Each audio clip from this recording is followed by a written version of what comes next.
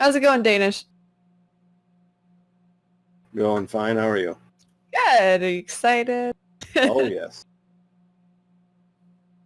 I love me some Powered by the Apocalypse, and this thing sounds cool. Awesome. Do you have an intro at all prepped? Sorry, this is my first campaign, so I don't really know. All right, so I'll have Slip go first, and then Gru, and then you. Pretty much the easiest way to do it is pretty much introduce your character, describe them, and then what they're doing at that current moment. I'll set the scene of where you guys are. But basically you can describe like if they're leaning on something, if they're doing something idly, maybe current thoughts that are going through their head. Just kind of an overview to get people like to get a feel of kind of like, or even a brief feel of what the character is and who he is. Okay, cool. Yeah. And we're in the store, right? Mm-hmm. Okay. But I'll give a big spiel, so. Cool. All right, guys, I'm excited. Let me open OBS. I don't know how far we'll get tonight. I have up to a certain part prepped, but if you get farther than that, we'll take a 5. I doubt it, but who knows?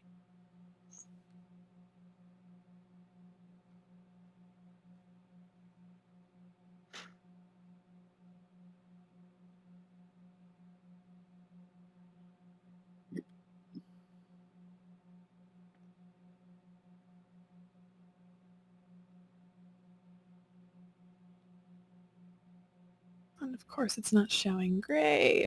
Sorry, I'm just trying to get OBS up right now. Just for sound.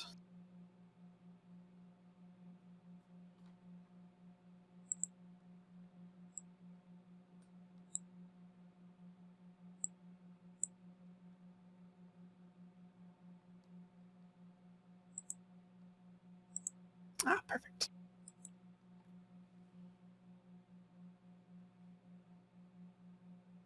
Oh, we're gonna go with different intro music.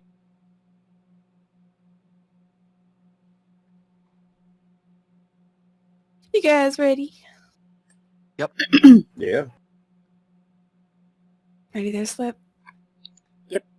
All right. Start my recording and then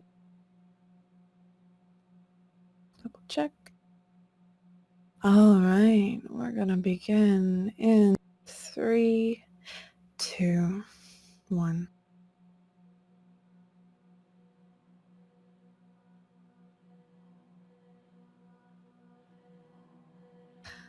And the lights are low, and the music starts to fade. When the sound of partygoers and drunks fade down the tight alleys, nooks, and crevices of the stinking city. When the weeping of women and the moans of men can be heard, that's when you see it. Something that seems so alien, but so familiar. The power to see past distractions and push away the frivolities of what we consider to be life and civilization. Your eyes have been wrenched open to reveal the horrid world around you. You can see past the happy Instagram posts, the upbeat Facebook updates. There's something missing, something you desire, something you can't put your finger on. But if you keep reaching, eventually you just might grasp it. A homeless man sits crouched in the corner, drops of water hitting the same spot on his head.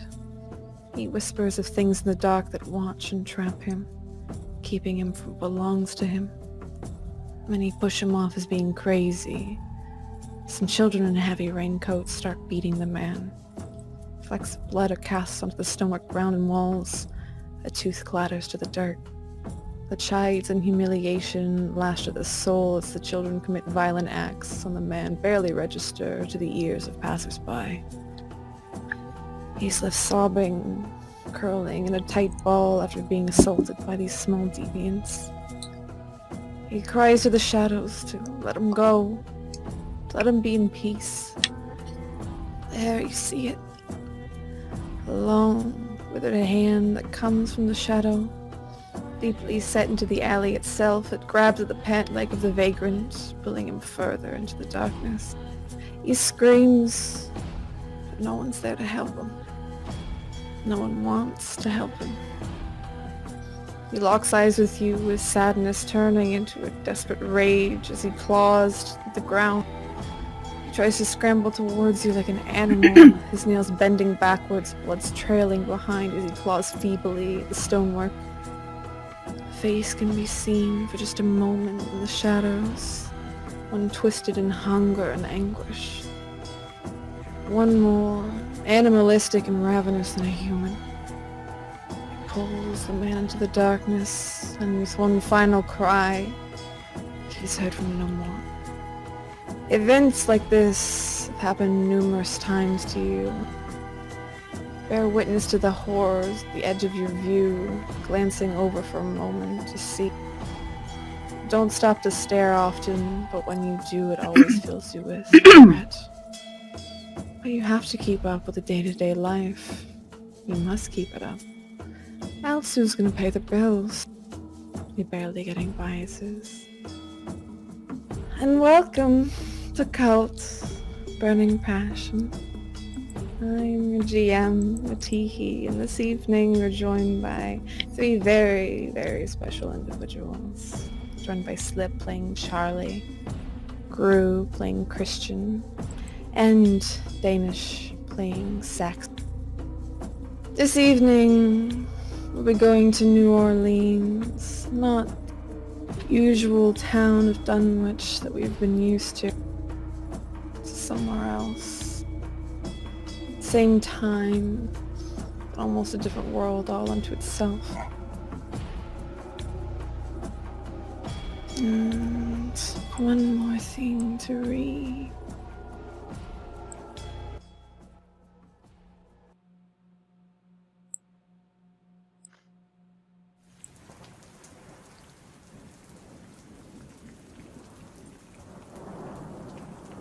A small shop sits in a rarely traversed area of New Orleans.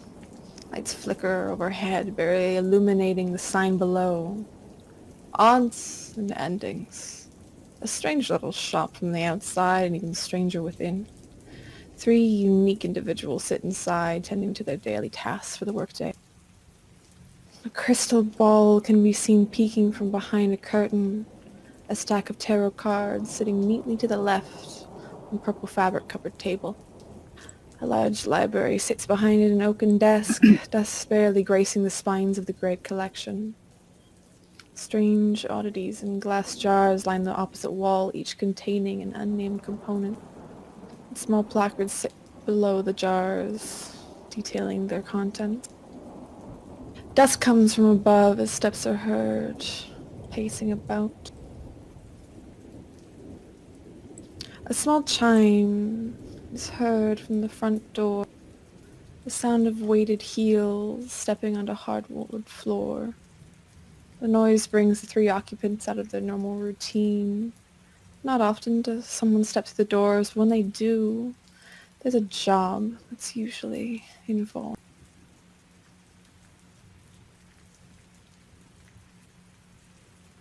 A woman in a red raincoat enters, matching red umbrella in her hand. Her left hand, a black briefcase can be seen. It's nondescript, but a 4-digit code looks to be sealing it tightly on either end. Her makeup is beautifully done, highlighting her cheekbones and plump lips.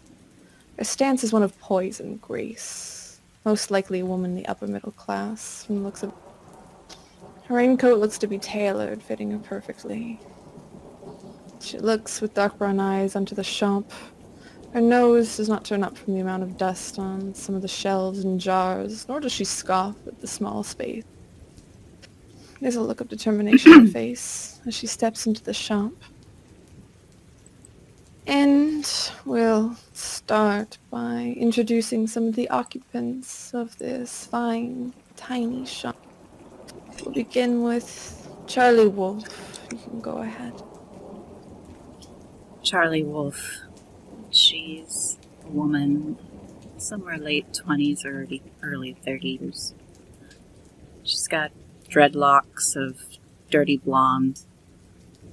She dresses in a style, well, it's a style all her own, but bohemian might be a kind way of putting it. Various chains around her neck and clunky, mismatched pieces of jewelry. She sits at a table, her cloudy green eyes rather unfocused as she deals out tarot cards, looking at them, frowning, picking them up again. She occasionally hums just portions of songs, older songs, newer songs, not even realizing that she is starting to do it out loud. My name is Charlotte, but everybody's always called me Charlie. Well, except for Mom. She doesn't count, because dead people only talk to me on occasion. Me, my mom and dad, and my big brother Isaac, we moved around a lot when I was little. By a lot, I mean we never stuck around a place more than 6 months at a time. You could say I was homeschooled, but van-schooled would probably be more accurate.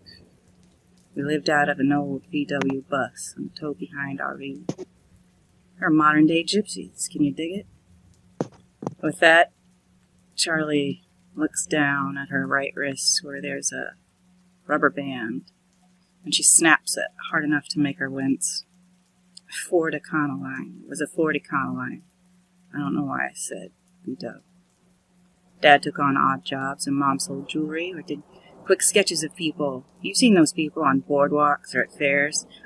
Anyway, looking back, I don't see how they made enough to keep us some gas and food, but I wasn't ever hungry, and we kept tooling along. They're all gone now, except my cousin Nate. He's an artist, a little off-center. Not like me, right? Honestly reminds me of Christian, that guy who works in the shop. I wonder what Nate is up to. I haven't heard from him in a dog's age. Snap goes that rubber band against her wrist again. That's not true. I got a letter from him last month. He sounded like he was in a bad place. Well, when everybody you know left me, I landed in New Orleans. Took the last name Wolf after Virginia, and after Wolf Point, the little town we sometimes stayed at on a res. It's when I started fabricating, and I can't seem to stop. I spent some time in the system, but I lucked out, ended up with a new family and a sister, Katie. Her mom found me stealing candy at a Dollar General and pulled strings, so somehow she ended up fostering me. That woman was a saint, no doubt about it. But the good die young, am I right? Cancer got her about 7 years ago. Heavy. Katie seems to think she's my mom now, even though we are the same age and she's got 3 of her own to look after. Whatever, I know she means well.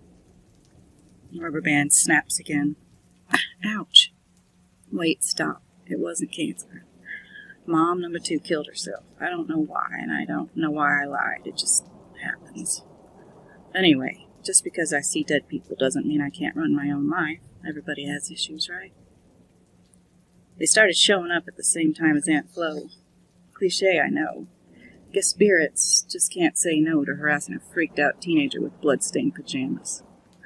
And it was an old guy, which made it even more far out. Guess he died in the house before we moved in. I woke up to a wet spot on the sheets, turned on my bedside lamp, and there he is, staring at me, smoking a cigar. I could smell it, too, long after he faded away. After that, I started seeing them a lot, usually during that time of the month. Sometimes they wanted something from me, and I can figure out what it is, but I never did make sense of the old cigar-smoking perv. The rubber band snaps again, and Charlie winces, rubbing her wrist. Nope, that wasn't the truth either. He wasn't old, and there wasn't any cigar. The smell was something much worse. So am I phony or the real deal? A little of both. I sometimes get a feeling about people, and once in a blue moon a dead relative does drop in at a reading. But mostly, nah, I'm all show and no-go. Marks are easy to read, and I tell them what they want to hear and the way they want to hear it. So really, they are getting what they paid for, am I right? My landlady is a prime example, Mrs. Cook. I pay almost nothing to rent her garage apartment, and in exchange, I make sure to keep her in touch with various dead cats she has buried over the years. Yes, Mrs. Cook, Snowflake, she misses you like crazy, but she is having a blast up in cat heaven. Honestly, I do see those dead critters all the effing time. They prowl around her yard like spirit guardians buried with the pharaoh. Only she hasn't been buried yet, and they don't actually have much to say. Now, me and Chris and Saxon are running the shop in the old funeral home, the odds and endings. Saxon is kind of a collector, I guess, and Chris works cheap enough to help out where we need it.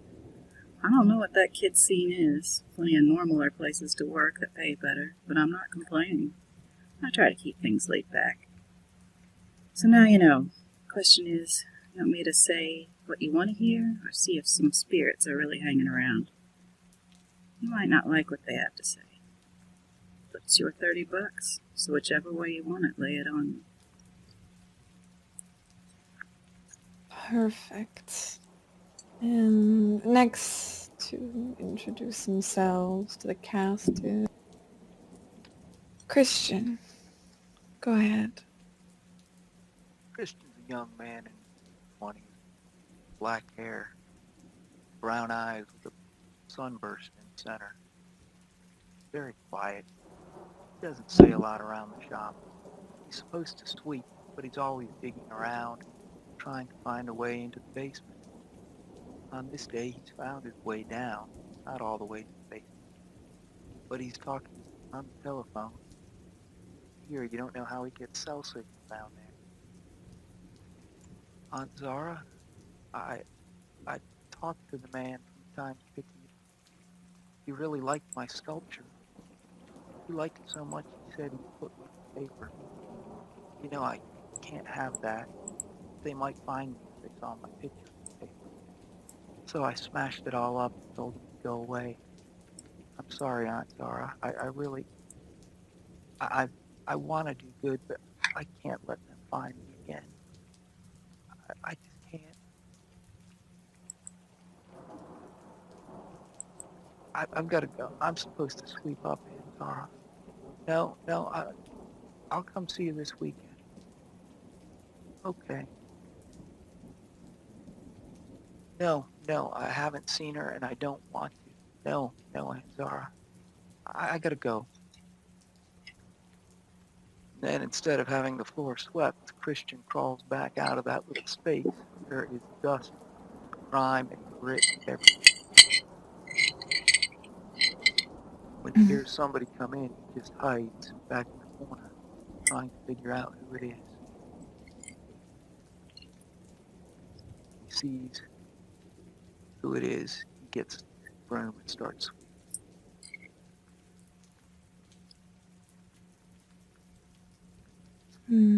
You see, she regards you for just a moment, nodding her head, making her way inside. And the last of the trio to introduce themselves is Saxon Kirby. You can go ahead. Saxon Kirby is a former New Yorker, if you can't tell. From out of town, grew up in Brooklyn. I don't go back much anymore. Too many bad memories. I had to get out real quick. The same reason I don't like the water no more. But, oh, hey, what's that you got there? It looks mighty tasty. Mind if I have a bite? Oh, this tracksuit? Oh, thank you. It's purple. I got a whole line of them sitting up in my closet there, and I hope you like them. Yeah, I see things. I don't talk about it too much, but you got something interesting. I can tell if it's a little bit more special. But yeah, I hope this lady here has something real interesting. She normally doesn't look like she'd come into a place like this. And Before we fully begin, there's a few things that I need a couple of you to do for me. Slip, I would like you to roll me your disadvantage. This is for your liar disadvantage. To see exactly how much hold that I get over you.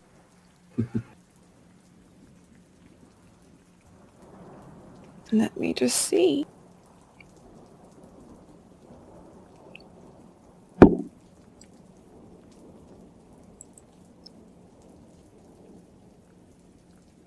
Once I find it. It looks like 1. Looks like there weren't enough rubber band snaps. Fully hold you off. Next one, I had you roll for one of them earlier, Christian. Before you woke up, you had experienced some very intense dreams. You've had them before. You're back in that basement, witnessing those 3 old women conducting that ritual. How things are hazy. Some of the things you can remember. Is one of them, I think it was Moon, coming to you with a hot, serrated knife. And even though you were a child, she did not treat you as... She dug the blade into your flesh, trimming away about 3-inch strip, pulling it away from your skin, ignoring your screams. You could feel the pain as the blade slid along. It's almost like butter, almost effortless. You watched as they casted it into the fire, as they cackled. And when you woke up, there was on your arm, you still felt that burning sensation of the blade. You saw the skin was raw, like it had been cut before, but it had healed over. You know you've had a scar there for a very long time, but you weren't sure what it was for until now. Now it looks fresh, like it had just healed recently. But I would like you to roll me one more disadvantage for your victim of passion disadvantage.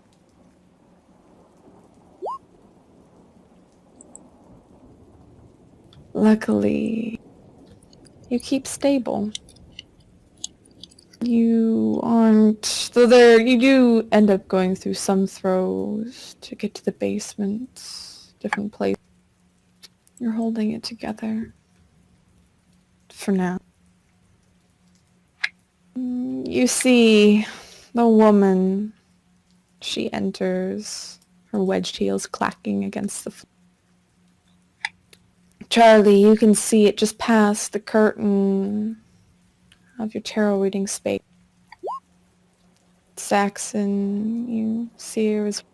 And Sixth Sense is... Let me just double check. I don't think you need to roll it at the beginning.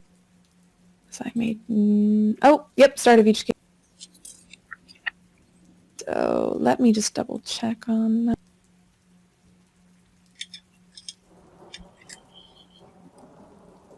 So many tabs. So it is page 116.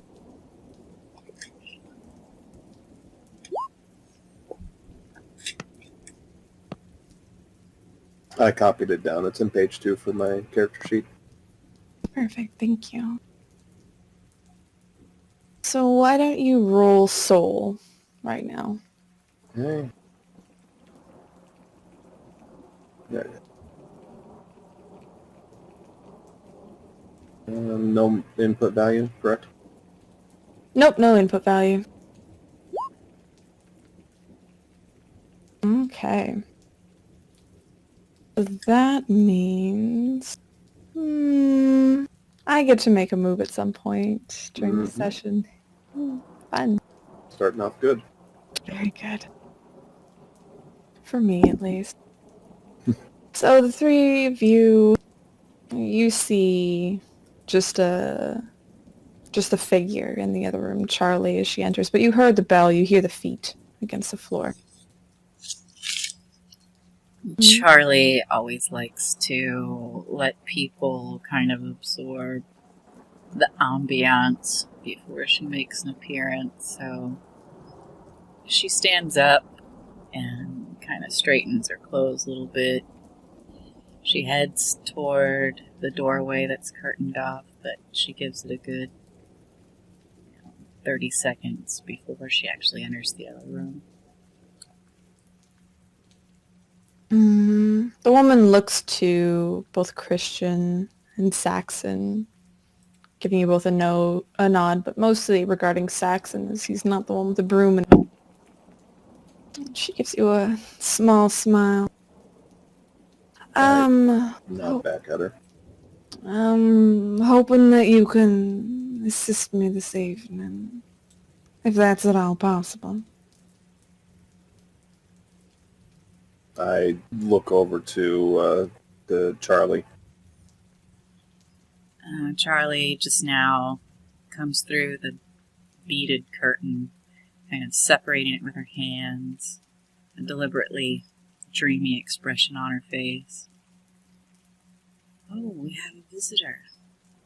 The cards told me that someone important would be coming through today. She kind of glides forward and holds out a hand covered in gaudy costume jewelry rings. Charlie Wolf, what can we do for you, ma'am? She sticks out a hand, taking yours very firmly and giving it 2 shakes before pulling her on. Name's Lucy Landry, and by the state of things, it looks like you need a job. Luckily, I got one for you. Charlie looks her up and down as subtly as she can, taking in the briefcase. Her eyebrows furrow slightly. So, not a reading, something, and she holds her hands up to her temples. More interesting.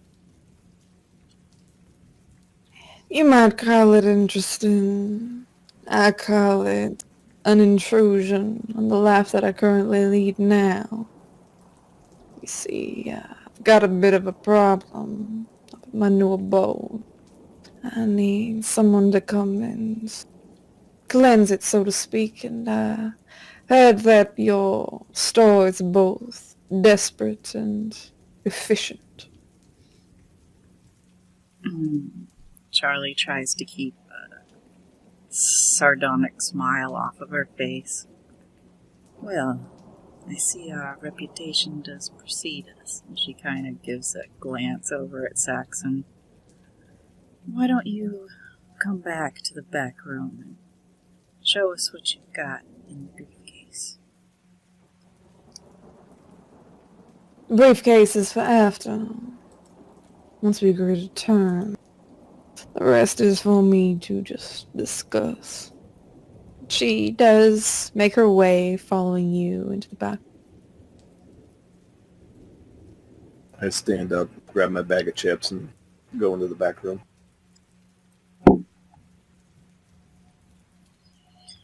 Charlie just kind of gives Christian a little, nod with her head that he should follow them back. As they get to the back room, Charlie sits down and, like the big chair. And then she gestures across at the guest chair for, what did you say her name was? I didn't write it down. Oh, Landry. Lucy Landry? There you go. Lucy to sit down.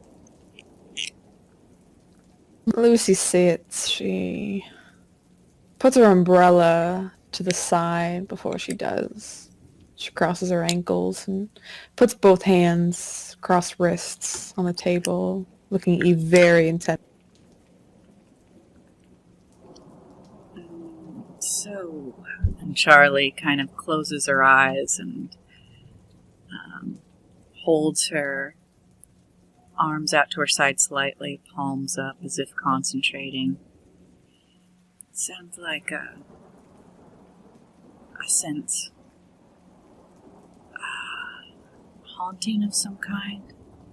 She opens her eyes. Lucy's got a bit of a smile. And she do, the powers of future observation are astounding, Charlie. It is indeed a haunting of my new residents. Haven't even been there for a week. I already want to move out. Are you from New Orleans, Lucy? Originally, yes.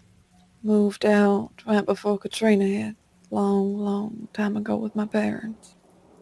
My husband, luckily we met outside of here, but wanted to get back to his roots. Wanted to come back.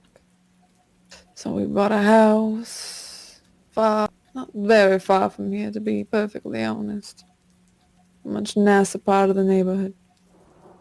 Unfortunately, it seems as if whatever's residing there does not want me to be there, or at least wants to irritate me to death.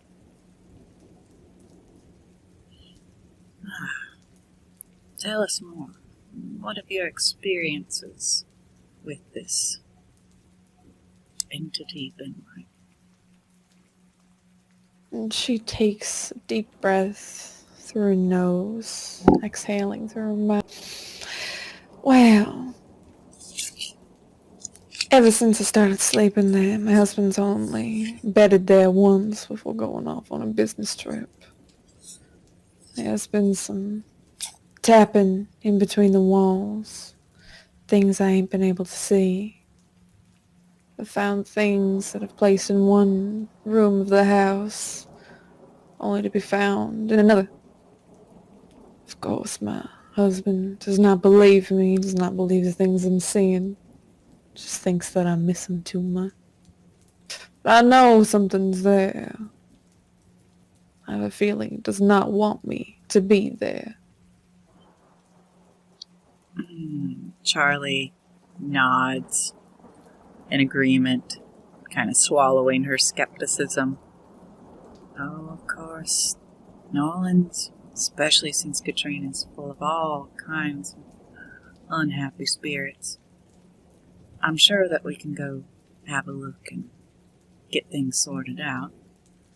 Of course, these things tend to be not without risk, she says, and looks meaningfully at the briefcase.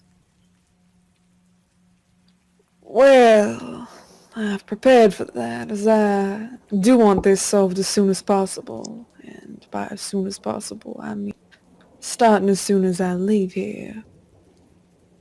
I have brought, I think, some adequate compensation.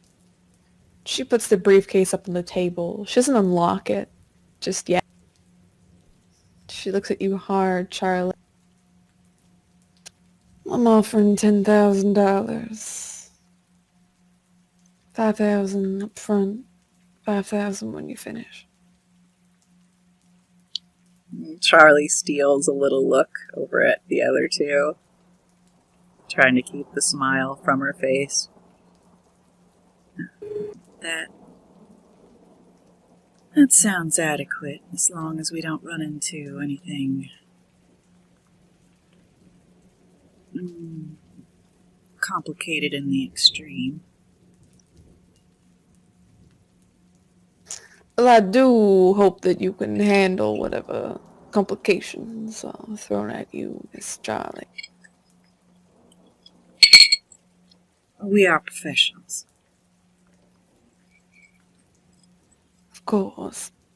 I will also offer a $2,000 bonus for speed and discretion, as this business cannot be mentioned to anyone outside of the... She looks to you, then to Christian, to Saxon. The three of you. My status is on the line for this. I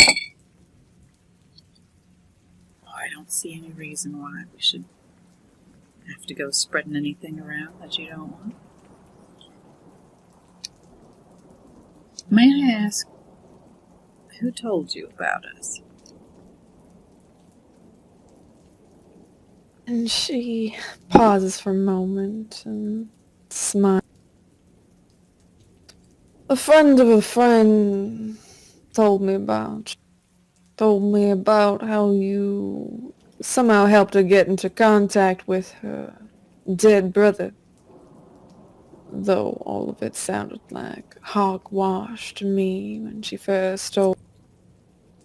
There's something in a story.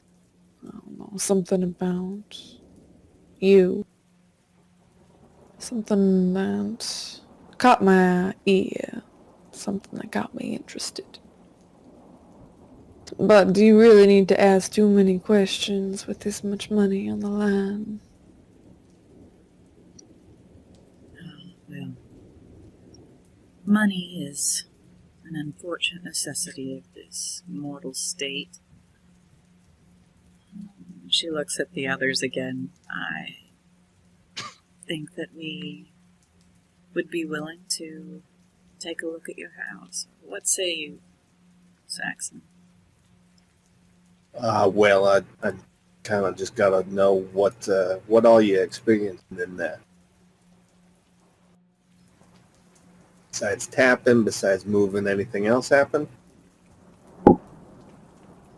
She frowns a bit towards you. There's been some other things, but I do not feel like discussing them at this time. Well, to be forewarned is to be forearmed, you know? You say you want protection for status and reputation, but, we got a reputation to keep ourselves. We got to go in here and do this thing for you, and if we go in, it's some kind of pull, some shit like that. We got to, we might have to pull in additional resources, things like that. So, just want to make sure that we're covering our asses. Why don't you, Saxon, make me a influence others roll? She does not seem like she wants to give up much information.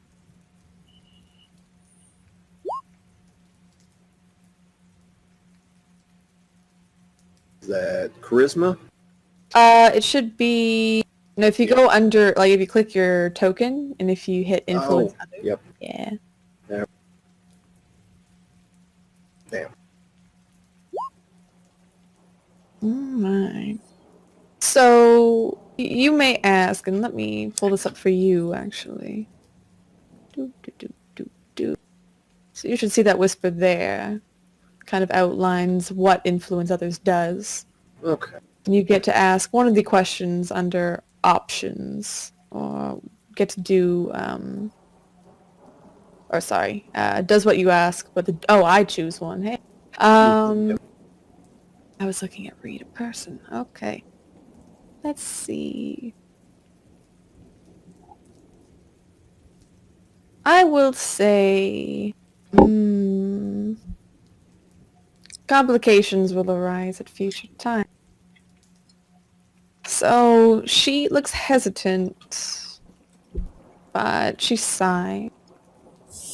Well, you see her adjust her hands nervously, and she looks down sheepishly. I've found myself in my bed. It was just me. Go to bed clothed and end up nude. When I wake up, I don't really have any memory of taking off my clothes or anything like that. There's also a few places in the home And sometimes I have access to them, sometimes I do not. Sometimes the doors are open, other times, no matter what key that I use, no matter how much force I try to put in the door, it just doesn't work. All right. I can get why that'd be uncomfortable for you. I don't mean to pry. I just want to make sure that we're safe. So where is it that you live again so we can maybe do some research on this place first before we go there? Of course. She gives you an address. You know it's in a much, much nicer neighborhood than the ones that the three of you live in. She hands over. Christian's just standing there. She's kind of assuming that he's kind of almost like a bellboy, and she takes some keys from. She opens up her briefcase, reaches in quickly, and snatches out. She holds it out to you, Christian. Yes, ma'am. These are the keys, the home copies of every single one that I have. They are each labeled with different doors, front door, back. They all work, but unfortunately, a few of them I do not have keys to. Mainly the basement, the office.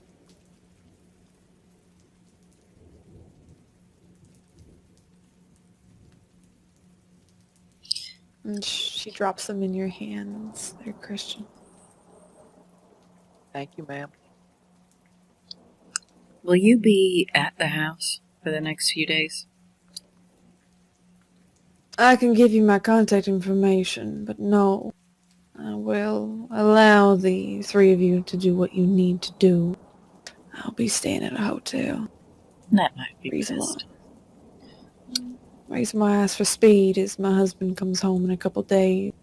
I'd rather him not be yelling at me, getting angry for having people in the home, but do not worry. I will have cleaners come in once you leave. Feel free to take whatever you need and sleep wherever you like if you need to.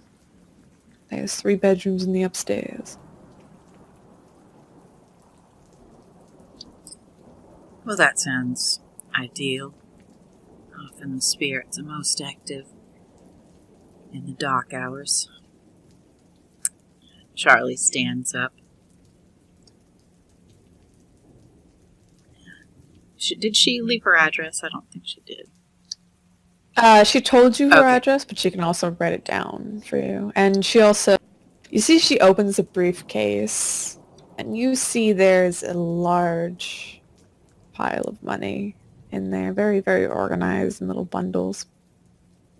She takes out a few, looks at the bundles, and you see she hands it over to Saxon. You see it's $5,000 all there. And she takes an extra 2 and puts it on top of the stack.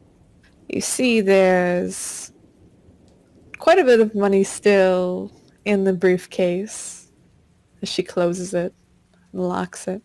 Is there more than what I would assume would be 12,000? Oh yeah. Okay. All right. Yeah, I'll nod, kind of, ruffle through it, and I'll hand it over to Charlie. Charlie doesn't even, stop to count the money or seem to pay much attention to it. She just kind of pushes it off to one side as if it's rather meaningless to her. Miss Landry, I look forward to unraveling this mystery and giving you some peace in your life. Do you wish to stay for a reading before you go?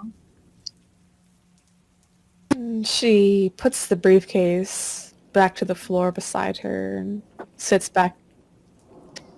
Oh, why not? I haven't had a reading in quite a long time. Not as well since I'm here. All right, then.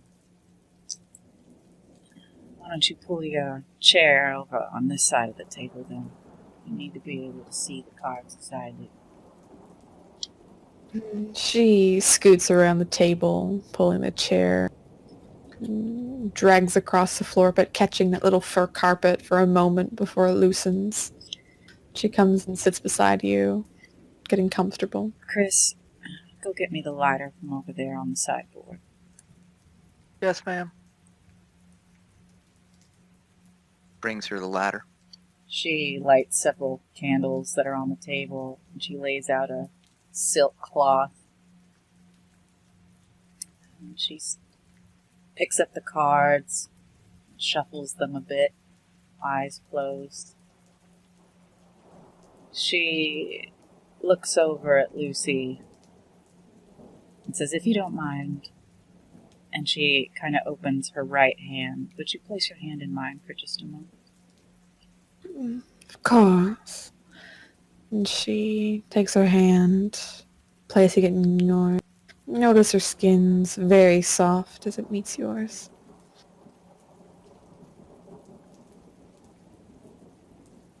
Now would you please, with your left hand, she says, taking her hand back, cut these cards and take the bottom pile and place it on the top. And she takes the cards, cuts them in half, and places the bottom deck on the top as told. Alright, the first card drawn is sometimes as important as the rest of the reading. She takes the first card and sets it down on the silk cloth. And I will start setting them out so they are physically seen, because they're fun. And you put the first card down, face down. As you touch these cards, there's something off about them. As you pick them up, it doesn't feel like the cards that you've handled so many times. Charlie frowns at the cards, kind of running her thumb over the outside of the deck. Looks over at Lucy, and pastes a small smile back on her face, and then she turns the card over. And as you look at the card, these aren't your cards. You've never seen anything like this in any of the decks that you've had. But looking it over, seeing what it means, you can tell it means reflection. Can reveal the truth, or be deceptive, or may mirror a person or a place. This is a reflection card. There's something here that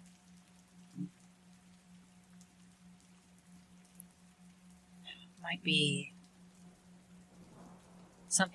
trying to show you something about yourself. Really? And she looks down at the cards. I've never seen a tarot deck like this before. Yeah, it's different, says Charlie. She kind of clears her throat and tries to put her unease aside. She knows that her own mind doesn't always work properly, and she might just be forgetting that she got out a different deck. Right. She lays down the next card.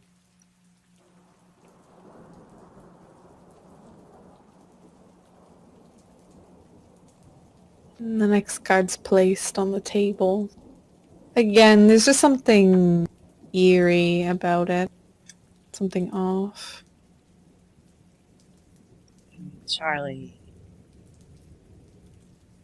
tries to shake her feeling of unease.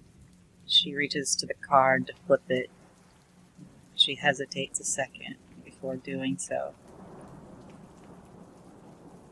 You flip the card, and you know that at least you get the feeling, something telling you that means birth. Something that's coming out of passion, start of something new, of a soul merged into flesh.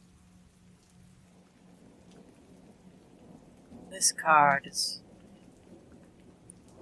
the card of birth, creation. Something new is coming into your life.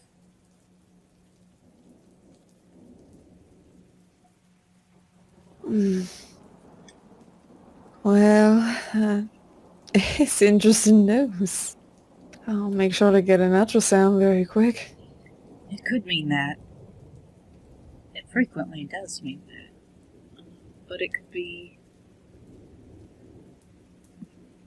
anything from a project to just a new aspect of your life that is emerging, something that you hadn't considered before. Let's go to the next card, shall we?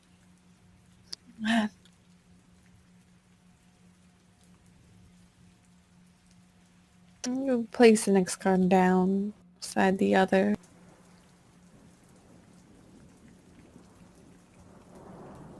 She, this time, flips it over quickly, almost as if she's trying to get it over with.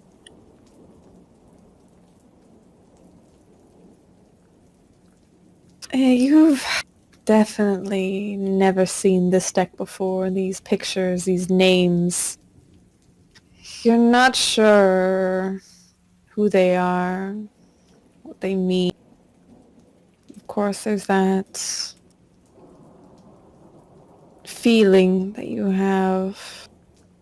This one stands for greed, capitalism, consumer frenzy, wealth and administration, encouraging contempt for the poverty-stricken, associated with laziness and stupidity, and supports the dismantling of social welfare and institutions. You're not sure why you're getting this feeling, this reading, this darkness that's coming from the card itself. It's this sense of dread that kind of overwhelms you as you're looking to Lucy. She looks to the card and to Lucy. Obviously, you're a woman of means, Miss Landry. I don't know where that money comes from. This may not have to do with it, but this card here, she taps it with a long painted fingernail. It has to do with wealth and getting wealth by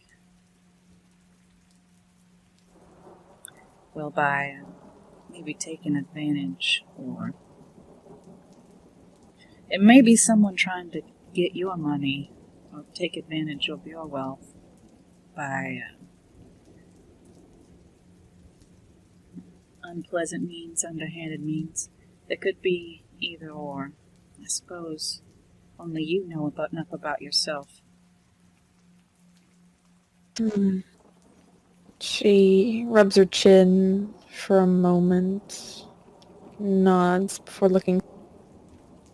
Well, I have to take all this in. I'm not sure exactly what that last one means, but I'm sure I'll realize it soon. Often a little reflection, and she kind of taps that middle card again. It's what it takes to understand what the tarot's trying to tell us. And she stands up again. Whoever gave you our referral, I hope that you'll pass our regards to them. And I hope that you'll sleep easy this evening, knowing that soon your problems will be over. This one, anyway. Thank you all, very kind. I really do. And she stands up, shaking your hand, then moving to Saxon, shake his. I dust my fingers off, nod, and shake her hand. She gives you a very tight-lipped smile and then moves to Christian. She doesn't shake your hand. She places a gentle hand on the top of your head. And you're gonna be alright now, right? She'll just nod. She looks back at you, Charlie and Saxon, gives you both a very empathetic smile before she takes her briefcase up, takes her umbrella. She makes her way to the door. She takes a quick glance back. You have my number, if you need me at all. Of course. You, again, rest easy, Miss Landry. Thank you. You hear the door, the bell ding. She opens it. She takes her umbrella, popping it open. She gets out into the rain, pours down on top of her, and you see her for a moment before the door closes, leaving the three of you now within the store. As the door closes, Charlie kind of peeks through, making sure Lucy's gone. And she walks back into the room, immediately starts dividing the money into piles. And she says, Christian, if we're going to do this, I'd like if you came with. Most likely there's a neighbor who wants to buy her house or something who's trying to get her to sell cheap, so I don't know, just in case, it's good to have safety in numbers. Okay, but I don't trust her. People don't make that much money and give it away. Yeah, most people don't walk around with that much money in a briefcase either. But she kind of points to the spread, it's ours now. And she starts counting it out, kind of even piles, like one for her, one for Saxon, one for her, one for Saxon, then one for Christian. Because he's kind of getting half of what they're getting. So I'm sure that's still quite a bit.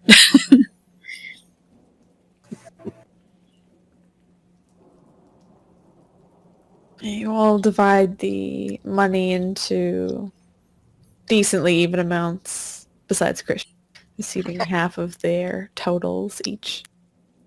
And before you go there, Saxon you'd mentioned that you wanted to research the place. How do you plan to do so?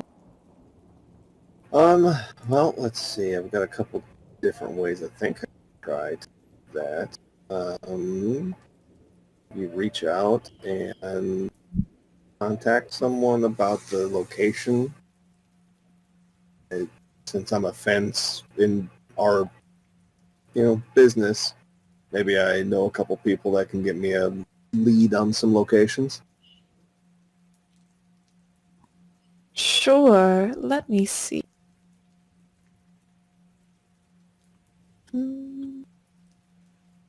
It's an investigate.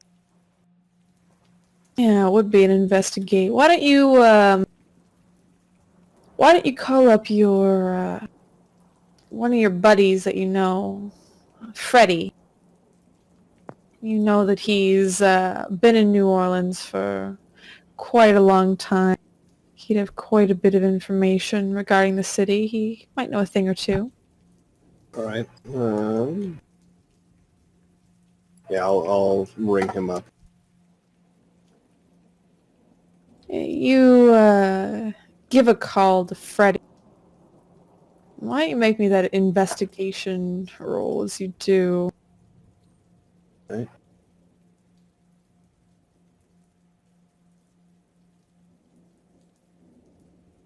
14. All right. Let's see. Investigate. Investigation.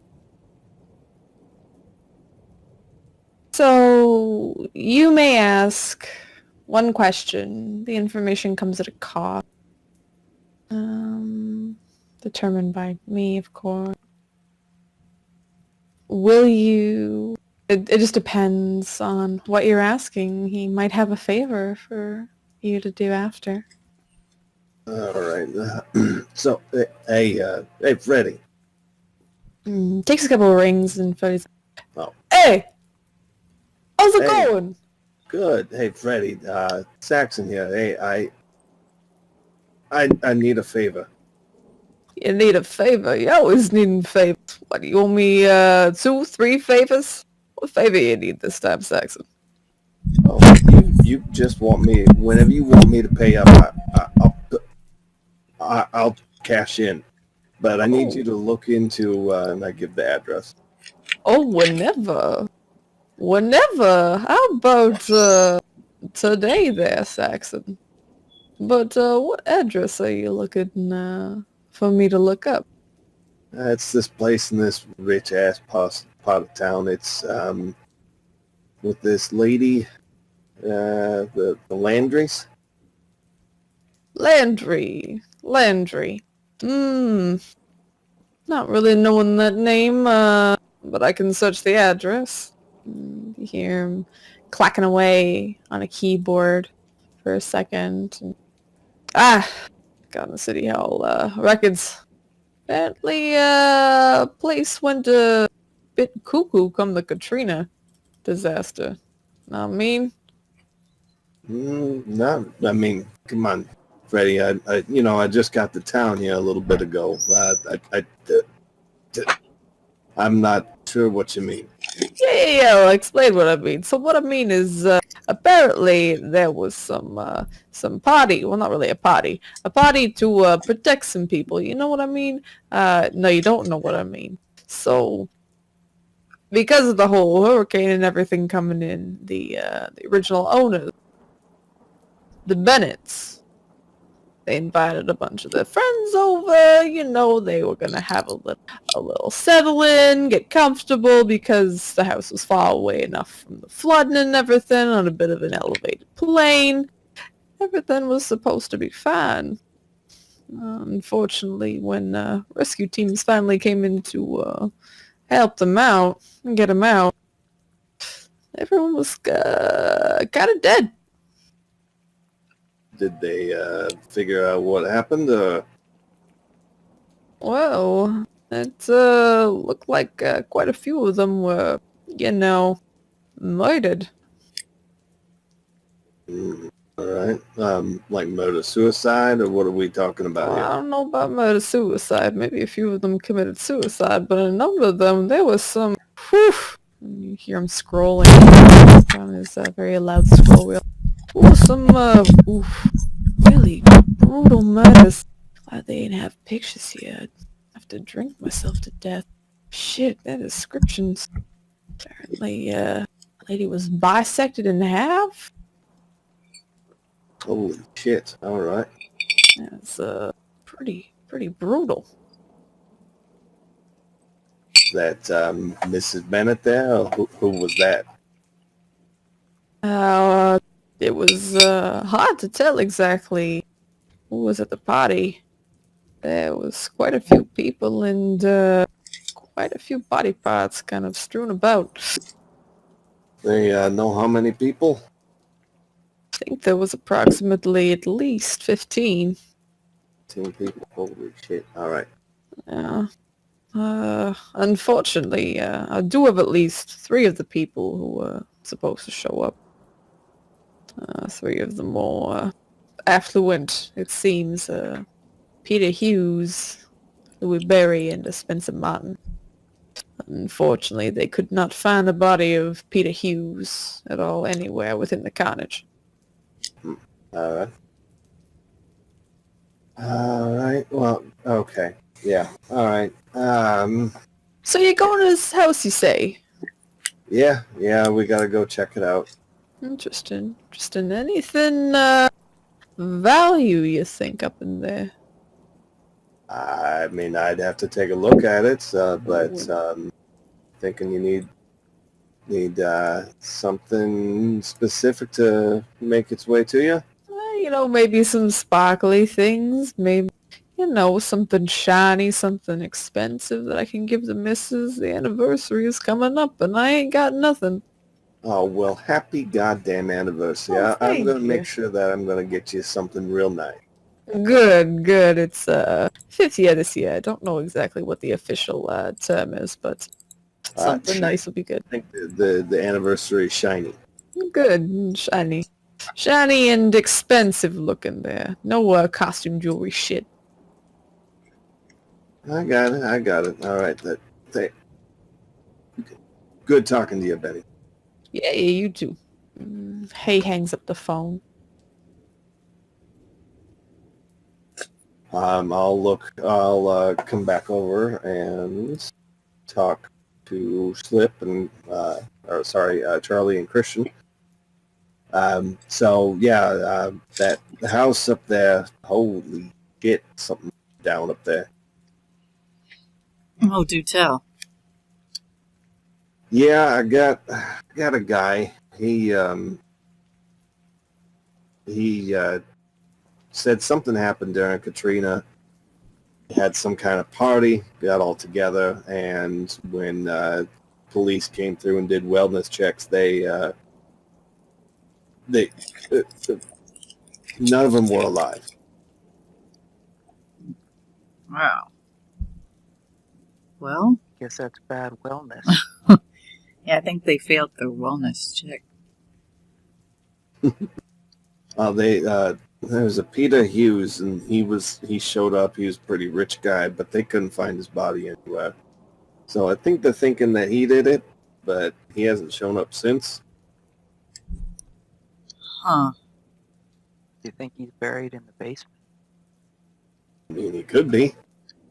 Charlie gives Christian a weird look. It's kind of a strange thing to just assume, Christian. Lots of strange things happen in the basement, ma'am. Hmm. Well, so someone could be just playing off that knowledge. I'm sure everyone in the neighborhood knows about it. As a matter of fact, I'd be surprised if Miss Landry didn't know about it or her husband didn't when they bought that property. I don't know what the law is in Louisiana, but in a lot of states, realtors gotta tell you when someone was killed in a house. This is New Orleans. You don't have to tell them nothing. You might be right. Chris, how old are you? 22? That means you're good at computers, right? Boomer. Well, I'm not quite that old, Chris. But I did kind of have an unusual childhood. Didn't spend a lot of time on video games. I think maybe the next thing we need to do is find out about the Landrys. Maybe start with just Google. Do we even know what her husband's name is? No, but I'm sure you can figure it out. Just look up who lives there. You don't know how to do a Google search. Yeah, I know how to do a Google search, but I've got stuff to do, Christian. Important things. And she stands up and starts, taking a Ouija board off the wall. And maybe you could count another 1,000 out for me. she looks at him as if, the furniture just started talking. What did you just say? Said I'm quiet, not stupid. She chuckles. I think a Google search isn't worth $1,000, but she'll take 100 off her pile. Let's take it step by step. I think $100 for a Google search is well within reason. You come up with anything that proves your value, well, we can talk about reallocating some of this wealth. Okay, he skips the Google search. He goes to the parish records. He gets the grantor-grantee index for the address and finds out everybody who's owned the house for the last 150 years. Sure. So you go into that, getting the information. There's many people who are of no interest. You see the Bennetts, though, owned it for a great many years, passed down between many different siblings, probably daughters, mostly sons, really only sons, until it did not in 2005. You see that it was gutted in 2007. Everything taken out. Everything that was inside was burned. The only time anyone purchased it was last year, March of 2018. Whose name is the house in? That is Landry. You see, it's Mike Landry. Is it got her name on it too, or just Mike? It is only his name on it. Is there a middle initial, social security number, anything more specific than Mike Landry to do a search on? You don't find a social security number or anything like that, but you are able to search him. It's not hard to find Mike Landry who lives in New Orleans. Fortunately for you, you know that he is actually someone who works for a company called Can Be. This company, it investigates different nuclear power plants around the United States, making sure they're up to code, making sure they're safe, and analyzing them to see if they can make them any more safe than they already are.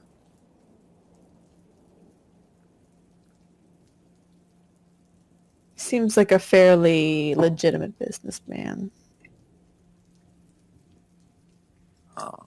Can I take a look and see how much Can Be is worth, or anything about that? You're able to. It's, I would say, based on how large scale it is, it's worth quite a few billion. He's in the upper tier in terms of employment, so you know he's paid quite a lot.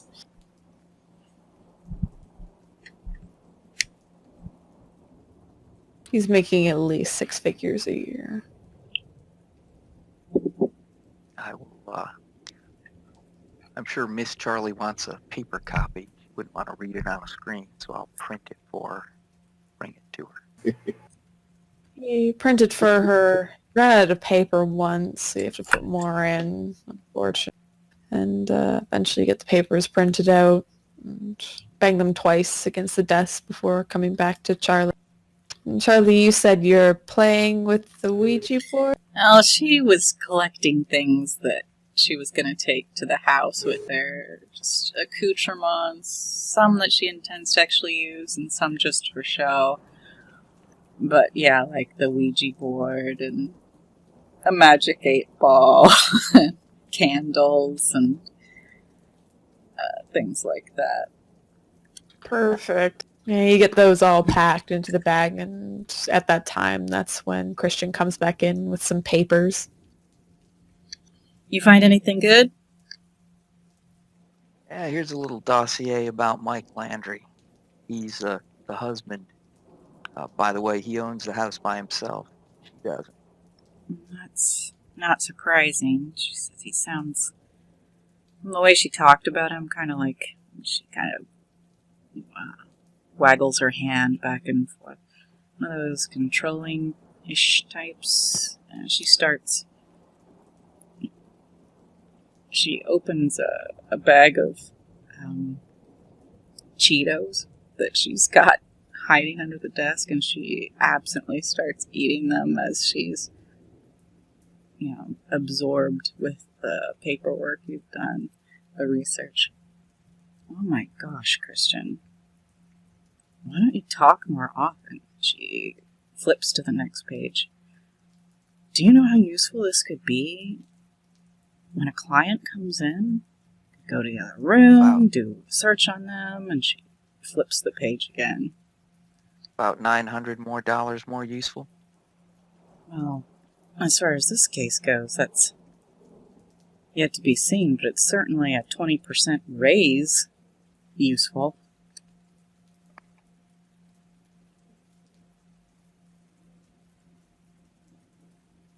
But she puts another $100 on top of his pile in addition to the one she already did.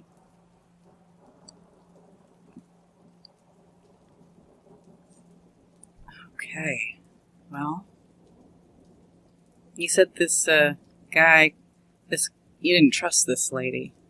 Is that just a feeling? I don't trust most ladies. Well, she kind of shrugs at you. That doesn't help much. She finishes reading. Well, sounds like between the murders and this stuff here. I never trust bureaucrats, inspectors. They're always on the take. I can imagine a lot of different scenarios where either someone's trying to get revenge on them, or they're embroiled in some sort of a scheme that's coming back to haunt them. I don't know. Either way, our job is just to make this lady feel better, right? Maybe. Anybody got any weapons? Like a gun? Saxon? I don't carry anything like that, but I could probably find a guy for you. Yeah, I'm sure you don't have anything like that. Can you maybe come up with something like that? Yeah, I got a guy or two. See if it won't violate your parole. I'm not on parole. Probation. No, I'm not on probation. He's got a good lawyer. Earned release supervision. Don't have that. I pull up the leg of my tracksuit. Look, I don't even have an ankle bracelet. And Charlie just kind of smiles at the both of them. All right. So what time of the day is it, Matt? It is evening at this point. You think it's probably around 8 p.m. or so? Too bad it's too late to get this money in the bank, but time's a-wasting. I don't live too far from here. I'm walking distance. Does Saxon have a car? Oh, God, that's a good question. Probably not. All of you are poor, and none of you have cars. Yeah, I live in a studio bedroom. I might have a Vespa. Yeah. Look, meet me back here, all of you, in like an hour, and then we'll get an Uber over to the house. Hey, we staying the night over there, or what are we doing? Yeah, we got to. Gonna sleep in her bed and do a bed reading? If it's the nicest bed.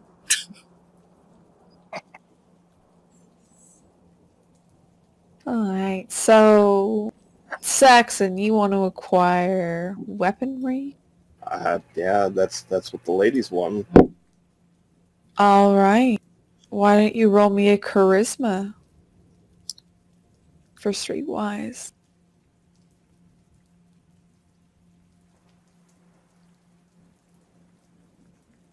Just straight charisma. Yep, just straight charisma. No additions. Just straight charisma. Wow. Damn. So, no problem. Alright, and let's say... contact your good buddy Reed. And Reed does have some items for you. Says he'll drop it off right quick. In about 20 minutes. Would Reed be my dude for my weird shit that I trade in, or is that something? No, same guy. Okay.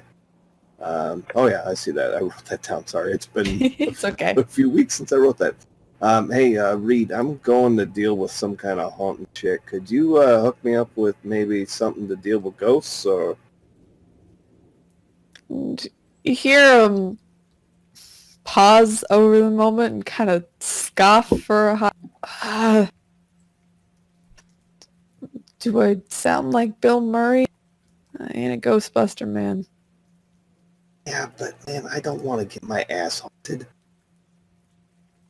I guess I can give you some garlic. Is that vampires or ghosts? It's vampires, jackass. I need something for ghosts. I don't know what ghosts are allergic to.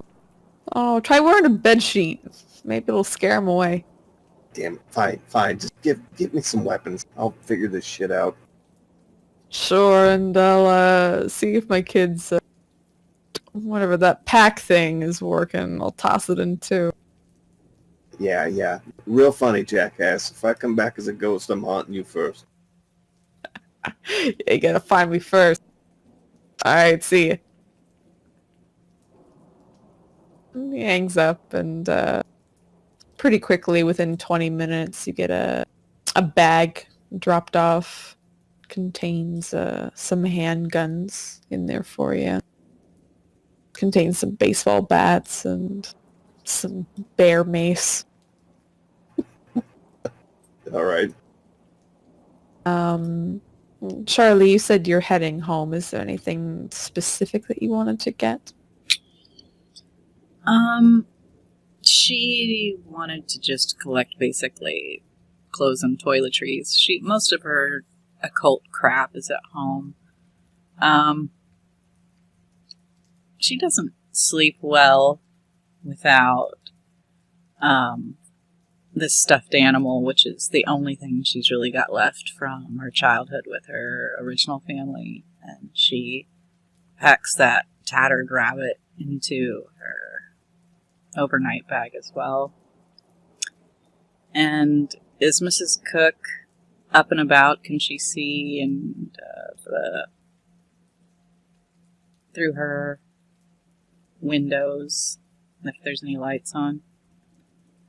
Miss Cook she's actually just putting up her feet right now. She's got a tea in hand, 2 cats on her lap, and she's a book in her hands as well.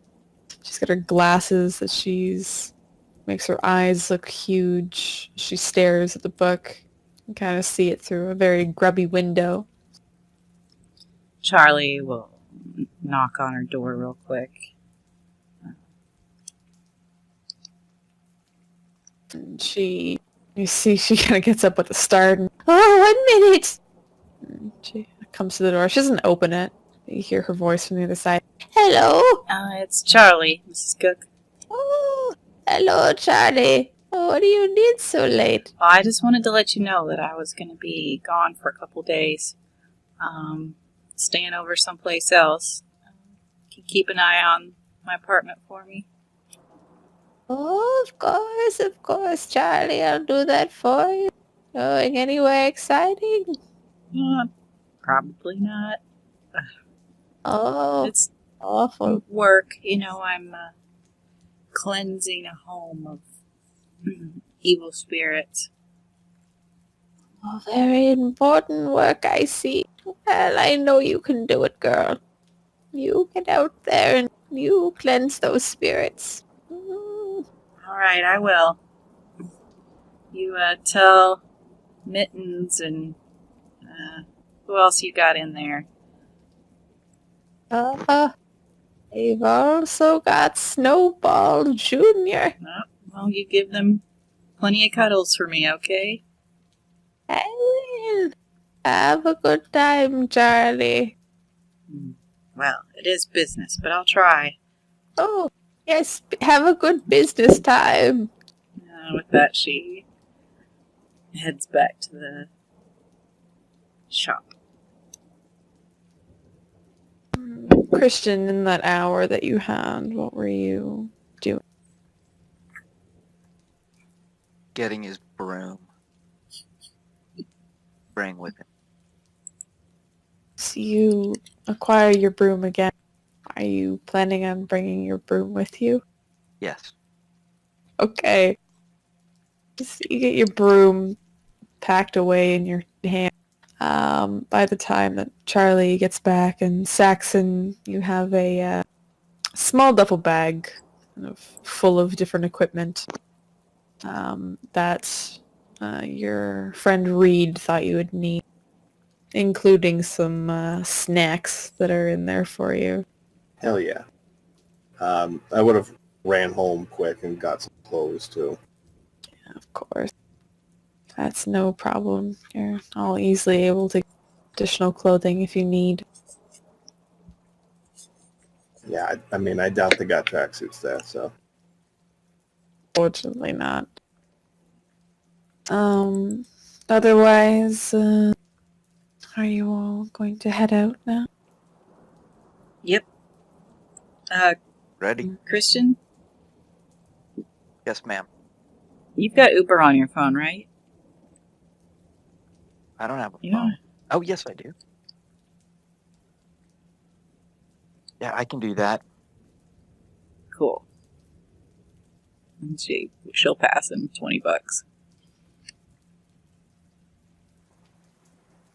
He'll use the app and get an Uber.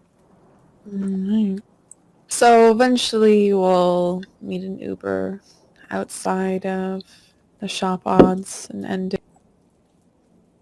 You're able to catch the ride. It's not a very far ride. I'd say maybe 15 minutes or so. And you're able to get to the Landry residence without any trouble. And as the Uber driver drops you off at the home, he looks up to it and kind of has a shiver that goes down his spine. You sure this is the place? Yep. Charlie says, checking the address. And the address matches, and he just nods.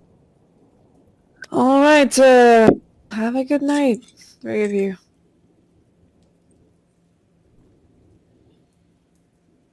Charlie nods, kind of absently, as she grabs her overnight bag and steps out of the car. Despite her vocal skepticism, she looks at the house, tries to get a feel for it.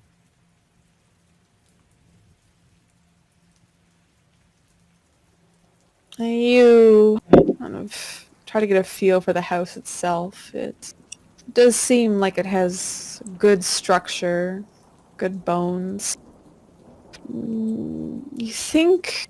You're not sure if it just might be the fact that it's raining, the fact that it's thundering, the fact that it's dark, or the fact that the house is a bit intimidating. But there's something that you feel coming from the house that makes you shiver, just as the driver did.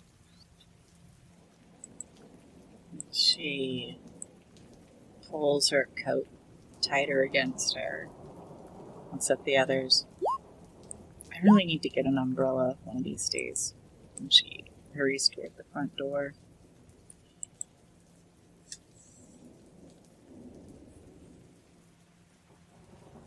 You're all able to exit the car, covering your heads as the downpour is still going. Getting to the front door, and the key that's labeled front door easily unlocked. And let's see, where is it?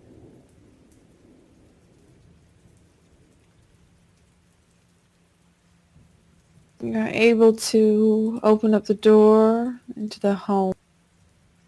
You see a very, very lovely foyer that greets you as you enter. You see comfortable plush couches, multitudes of chairs, the small pillar with a ornate box in the center of the room, decorative carpets and chandeliers. As you turn on the lights, you can see the room is illuminated.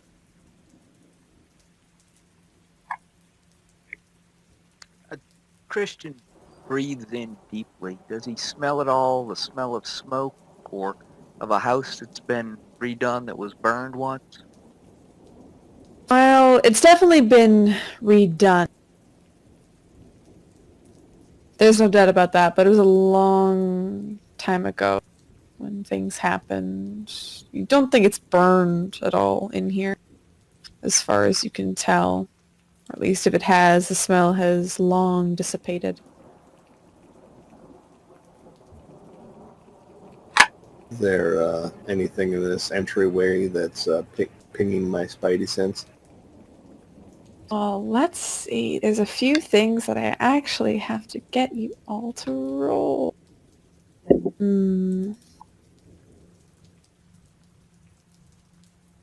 Once I open the thing again.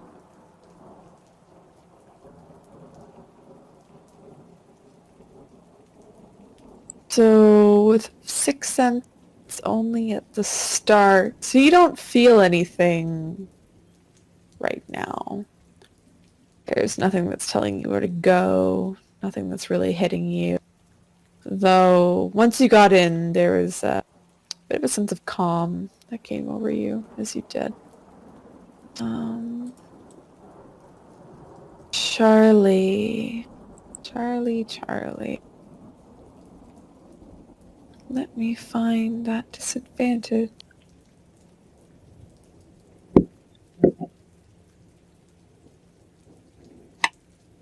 Why don't you roll me disadvantage real quick there?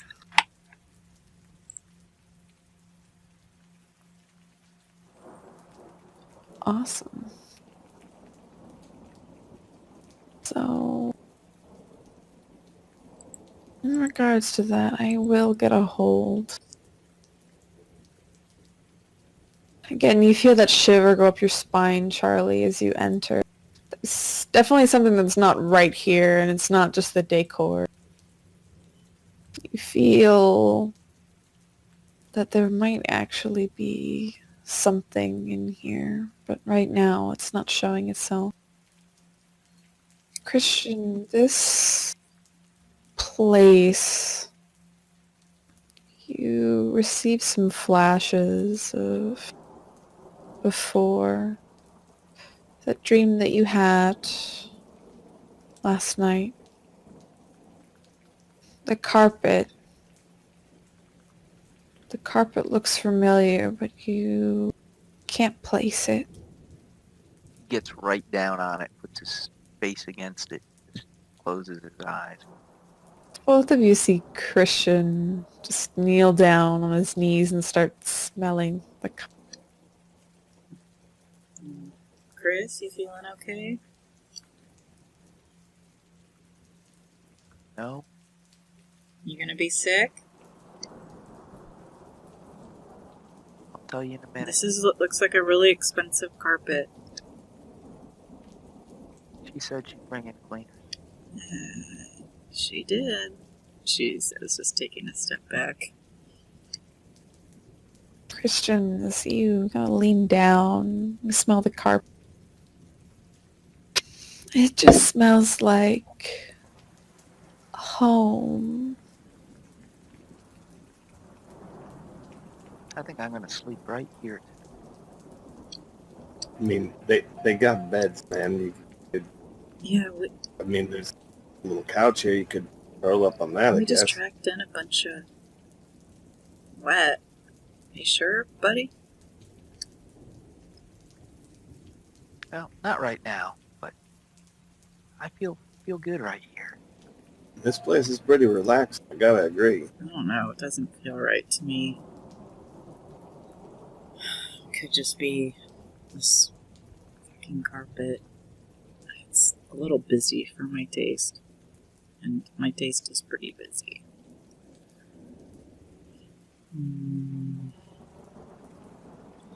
I don't know, this... I look around for like cameras. You look around for cameras? Yeah, because this is a rich place. I'm sure that they'd probably want to monitor the inside. You take a look around, trying to see if you see any cameras at all. There doesn't look to be any that are mounted, as far as you can see. I kind of turned back to the others. It's like that's freaking weird. They don't have any cameras in this place. You'd figure rich people would be paranoid and shit.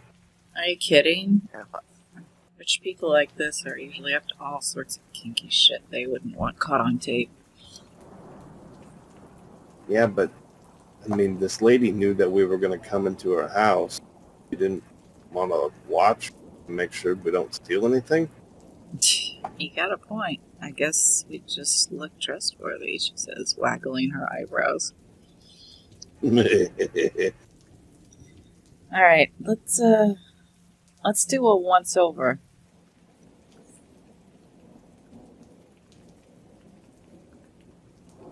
Alright. So you explore the home, seeing what's there, what you can get into and whatnot. Let me line everything up just so you can see. Actually, that one will be... There's... Off the... kind of to the left here, you walk into a fairly lovely and very ornate dining room. Clicking on the lights, you see the two candles sitting there in the center of the table, the tablecloth. Chandelier shining from the top. See the trees out of the windows, the rain as it hits against, creating small beads before running down the panes of glass. There's a small door. It is closed, but using the keyring that Christian was given, you're able to enter the kitchen. And luckily for you, Saxon, the kitchen is very fully stocked. So... I smile appreciatively and nod my head.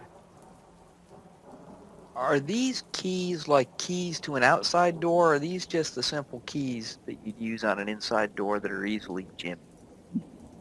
So... two of them are for outside doors. The one that's labeled the front and the back, they're both out. The rest of them are like these, you kind of look at them more. There are these long, thin iron keys. And each of the doors that has to be opened is kind of a pocket door that you slide open. So they're like skeleton keys? Kind of like skeleton keys, but each has a very unique groove structure at the very end. It's very specific to each door, because if you try another key on it, it doesn't work. But they're each labeled, like there's one for kitchen. There's one that's listed for the library, one for each of the bedrooms, and one of the bathrooms has a key. It says bathroom upstairs. You're able to explore into various... There's two living rooms actually in this house that you're able to explore through. Is that a pipe organ, or what is that? Yep. They have a pipe organ in their house. And kind of going through different various parts of the house that I'm mostly just showing you. You can say where you want to go. And the upstairs landing's basically just off the stairs there. And the house, it smells nice. When you kind of sniff around, it's almost like a light lavender scent that you smell. It's kind of continuing through. You do find in various parts of the home a stick of incense that has finished burning. You can just see the ashes on that long strip that remains. The glass still hot? Like, is there still heat coming off of it, or? You touch it, there's no heat coming off of it.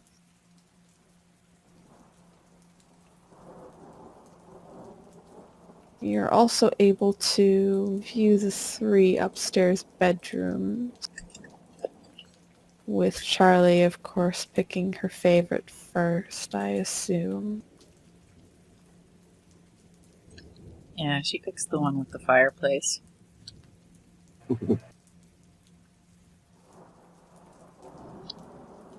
Oh my gosh. This place. I think, we underbid.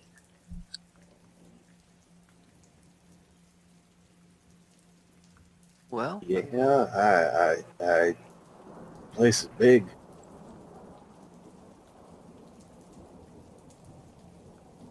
You go to try.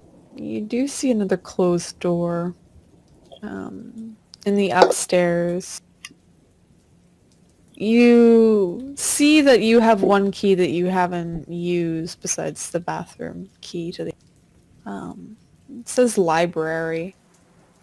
You insert the key into the door, but it won't turn for some reason. You got the right key there, Chris? it's not labeled, Miss Charlie, but maybe if you ask the spirits to unlock it from the inside for us. She looks at him as if he's to see if he's serious. He doesn't smile. Alright. But, you know, 9 times out of 10, this is all a hoax of some sort. She'll put her hands on the door.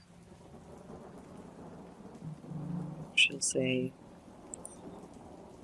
"Whoever's here, you want to let us in? Obviously, we're trying to tell Miss Landry something. She may not be equipped to listen. We're here to listen."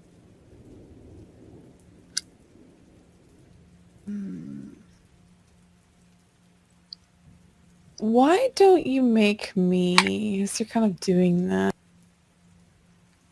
why don't you make me a soul roll? And it's going to use, because you have a dabbler in the occult, even if you're half-assing it. Do you want some help there? Okay, what am I rolling? Your soul. Oh, I need... Here you go. I just rolled off the sheet. Should be okay. That's fine. Oh. Okay. So, you think you say it right. Or at least you think you ask right. And... one sec. As you do so, as you're kind of touching this, half-assing it for both Christian and Saxon's benefit, you hear an unlock. You feel the door give way underneath your hand. She feels the click happen in the door before it opens. You know, that click you feel when the lock becomes unlatched, and she stands back kind of surprised. And as she does, the door swings open, and she kind of looks back at the others, looking a little disturbed. You all right there, Charlie? Yeah, it's open now. I believed in you, Miss Charlie.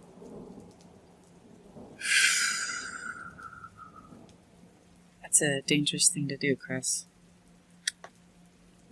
She reaches out with her hand and she pushes the door open a little farther.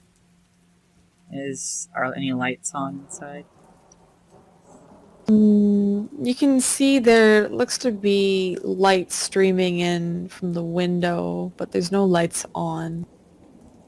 But you can kind of feel around. You'll be able to find a light switch if you do. Yeah, she kind of fumbles around with her hand on the wall next to the door. Looking for a light switch. Click on the light switch and you see a large, vast library in front of you. See the light streaming in, shining onto the purple carpet. You do see that it is partially rolled to the side, supported by this trunk that's there. You see there seems to be some sort of hole in the floor. It's leading to nothing as far as you can tell. Room smells like old books. Smells almost comforting when you enter. There's something about this hole here, Charlie, that you feel very unnerved about. Who? Okay, this is just a little too Scooby-Doo for me. I like Scooby-Doo. Yeah, well, it's nice in a cartoon, Christian. But where the fuck does that hole go? You got a phone, right? Well, It's got that flashlight thing on it. you know about the flashlight Yeah. thing? I thought you didn't know much about technology. Well, I know about it. Well, my aura sometimes messes with tech. I try to keep it low tech.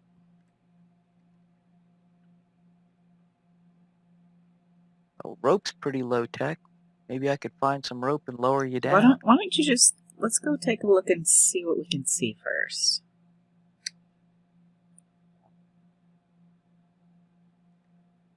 Who goes over to look inside? Charlie's looking to Christian to turn on his phone. 2 Scooby snacks, Charlie. She pulls out 2 20s and hands them to him. He'll go in. You go inside and you kneel down, shining your light. It looks to go down only but a floor, as far as you can see. You can make out a desk, a lamp, a chair. It looks to be bookshelves, but it's hard to see how big the room is from here unless you lean in. Looks like it's the office. And a hole in the floor?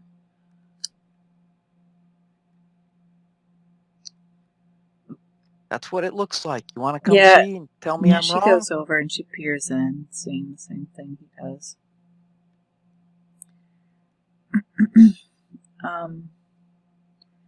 Okay. So, I guess we're going down there, right? You didn't want to search this cool library first? I guess we can look around, yeah. Actually, now that you mention it, she looks over at the desk. I wonder if the mister left any business documents out.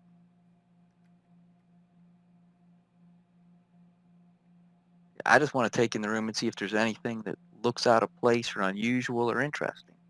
Besides the fact that a carpet's rolled up and is exposing a hole in the floor that seems to be pulled back and you can't really tell anything else that's out of place. Though, kind of in the, let's say actually in the corner here, do you see what looks like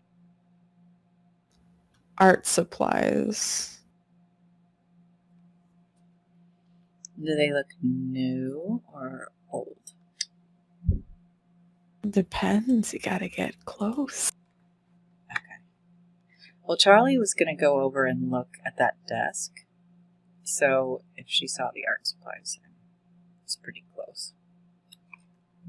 Yeah, you get close and you just see, it looks like there's some painting materials. There's a blank canvas that's there.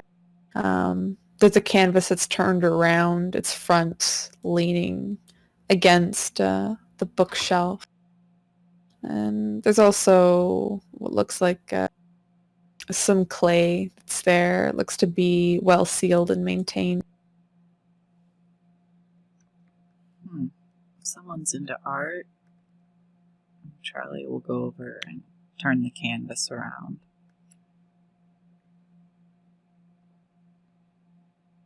As you turn the canvas around, Christian, your eye catches what's on the canvas. You get a flashback to a dream that you had. You sitting there in tears, crying as the three women conducted their ritual in the basement. Seemed to be blood outline on the floor. You can see it's clearly painted in the painting, but it's not grandmothers that you see. It's a depiction of the three of you. As you see that, you hear the door to the library slam shut and lock. Charlie, you see this painting too. And she gasps and kind of staggers back until she hits the desk, and she leans against it, trying to get a grip on reality. Chris, okay, so sometimes I see things that aren't really there. What do you see in that painting? You and me and Saxon. They're very rough translations as far as you can tell, but the both of you who are looking, Saxon, you're kind of by that desk by the chalkboard so you don't see the painting they're referencing. I'd like the both of you to make me a see through the illusion check.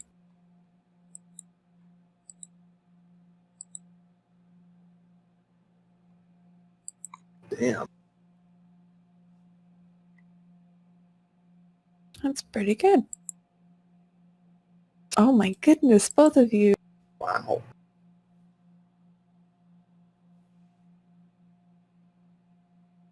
There you go. So both of Okay, you... should I be adding my modifier when I do that? No, Or- it's already added. Okay. Yeah. So you both look at this. Both look at the painting. And Charlie, especially, you can see that the circle that they have drawn out, it's very finely detailed. You can see all the intricate patterns that have gone into it. All the different symbols, the imagery that's around the hand placements, what different idols there are, some of the idols that you brought yourself, some idols that you see in this room. That's what both of you see, a very, very clear outline of what this is. What the fuck, says Charlie, and she kneels down by the painting. She scrambles forward. She's looking all over it. She's looking for a signature. You look down, you look for a signature, and what you see it's just a very large and very intricate G that looks to be painted in black in the corner. And the figures that are Charlie and Christian and Saxon are not fully filled in? They're very rough outlines. Like they're painted and they're filled in. They look like the three of you at a hard glance. They're not like exact representations. But the one thing that's really very detailed and painted out is the circle. Christian gets the art supplies to finish the painting, making them look more like us. Christian, what are you doing? Finishing. Why would you do that? Turn a little to your left, Charlie. Little bit, look up. That's it. Chris, look, there's something really fucked up going on here. I don't know if that's a good idea. If I don't, somebody else will. Shit. Can you shave a little off my ass? You're beautiful just the way you are, but I can do that. Shh, too many Cheetos. She, with a great feeling of unease that she hides with, almost unthinking jokes, she steps back, letting Chris do his work. I'm still not sure this is a good idea, but she gets out the Ouija board and sets it out on the table. While this is happening, Saxon, what are you doing? Yeah, I'm rummaging through this desk over here and seeing what's what in it. You're rummaging, and why? That's actually, you know what? You're rummaging there, going through the deck. And as you look through, you start to find what looks like IDs.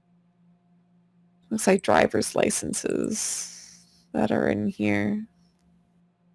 You see a number of unfamiliar faces. A lot of these are dated back a few years, early 2000s. But the ones that catch your eye are both of the Bennett, both Fabian and Olivia. You remember they were the owners of the home. Yeah. Holy shit. What the hell is this? Hey, Charlie. Christian, we got the IDs IDs? from those people. Yeah, from those people I told you about. The Bennetts and that party that really... Wait, where'd you find those? Can I just point down at the desk I'm at? Charlie suddenly starts looking around the room. Is there dust on the surfaces, or does it look like it's been recently cleaned and people in it? Everything looks fairly clean. Nothing looks extremely dusty at all. Nothing looks very old.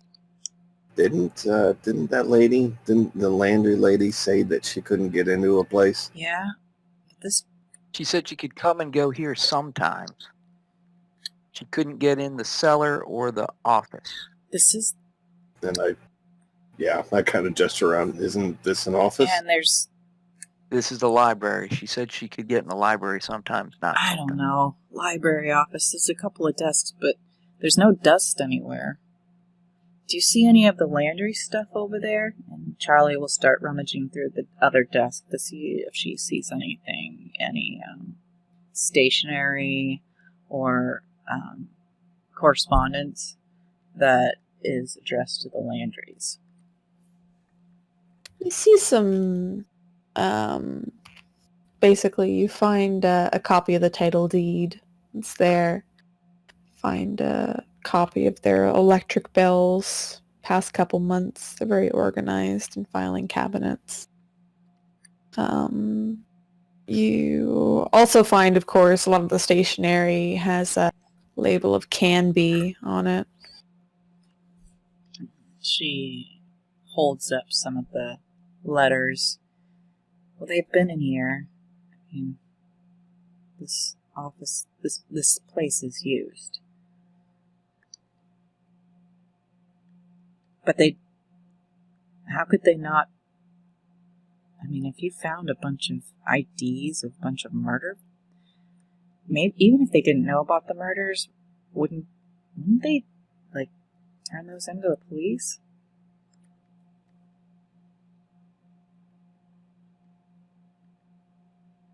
Yeah, but we're also talking about a lady that, carries around more than 15 grand in a briefcase.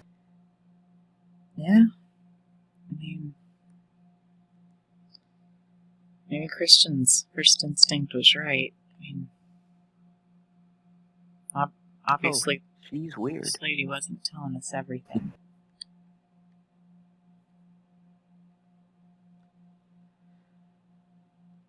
You about done there, Chris? I was thinking about putting a couple extra people in. Like who? Who do you want? What do you mean a couple extra people? What the hell are you doing? You Here, take a look you at the didn't picture. see this shit? It's us. Yeah. Oh my gosh, Saxon. This. Hey, and look, I painted an ankle bracelet on you. Damn it, I don't have an ankle bracelet. What the fuck? Why are we in that painting? I'm more interested in this, Charlie says, and she points to the circle in the painting. I've seen stuff like this in books. In books? Like, what do you mean? You know, those bullshit books.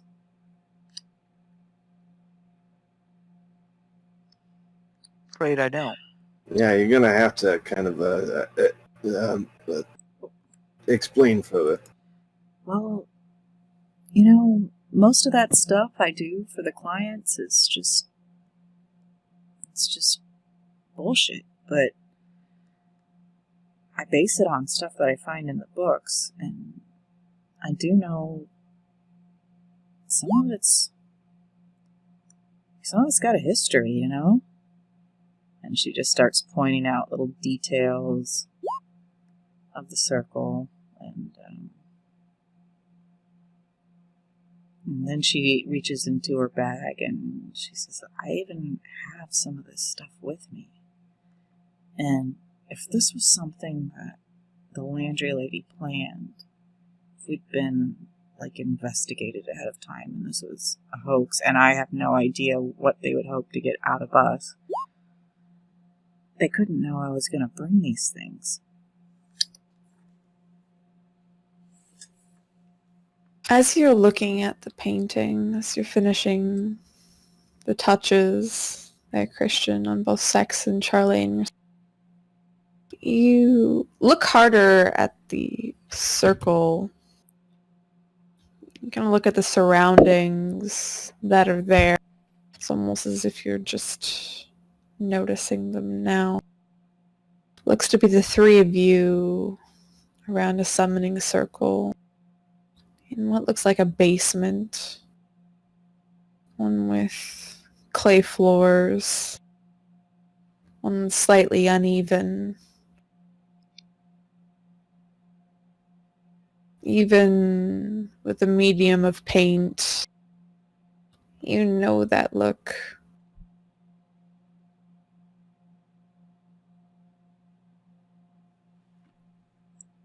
Does it terrify me or does it call to me? Oh, it calls to you. It might be in the painting, but you want to touch it. Not the painting, but the flooring. We need to get to the basement. I mean, does this place even have a basement? She I mean, points to I the know- hole. Yeah, but like, are we above ground? Like, should we be going down there? We don't get basement back where I'm at because you're right at the sea level. We're under sea level here. Should we go down there then? I mean, isn't that a problem? No, there's pumps. Could Christian use his arms to slide down, or do we need a rope or something to go down? You're able, from what you can see, you'd be able to like slide down and like hop onto the desk underneath. But unless someone hauled you back up, you probably couldn't get back out.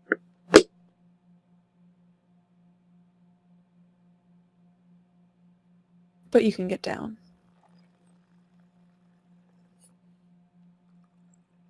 What if we moved furniture when we were down there? Would we be able to reach to get out, or does it look like it's too high?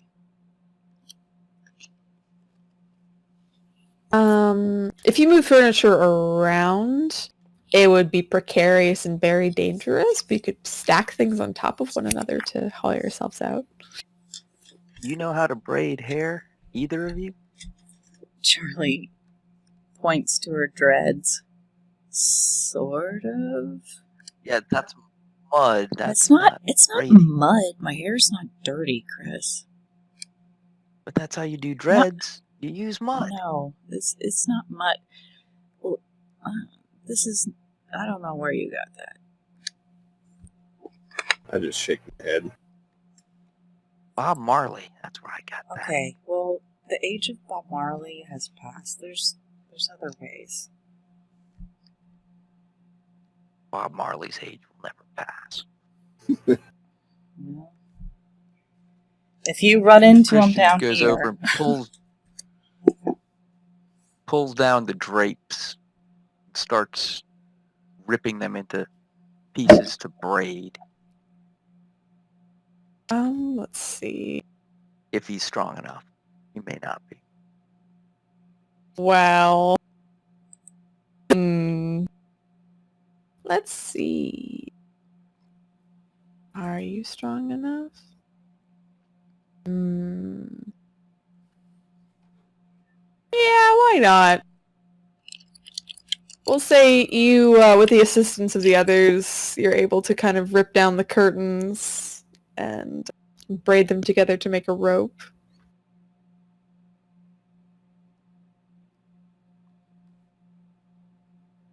What looks like the most stable thing to tie it to?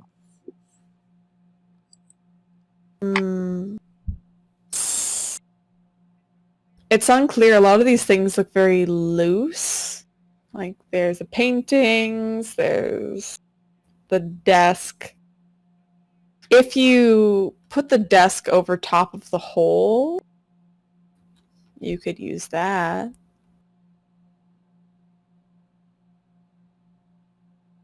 And tie it around the middle.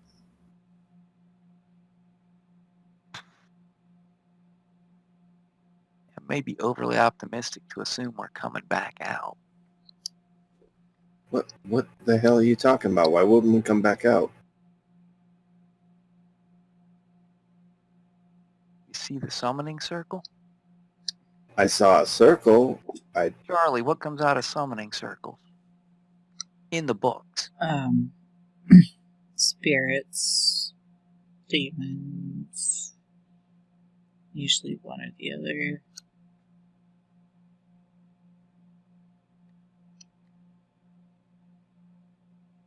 Oh, so you want to go down to this circle and bring out a demon or a witch or whatever the hell? Saxon, isn't this what you got paid all that extra money for? Figure out why there's ghosts and shit in here. Not to go and bring ghosts and shit here. Shit. Charlie says, let's see if there's actually something here that wants to tell us anything. She walks over to the Ouija board. You two get over here. Yes, ma'am. You do this when you were a kid? I sat in a basement with a clay floor when I was a kid and played with mud. That's what I Well, did. that's why you think that's how dreads are done then. Yeah, Possibly. my upbringing was a bit different. Yeah, well, we all probably had fucked up childhoods, right? None of us are exactly in the Fortune 500 business right now, but At least I didn't grow up in Jersey. Hey, Or Brooklyn. oh, it's on now. Hey, you two hush. Charlie starts to light candles.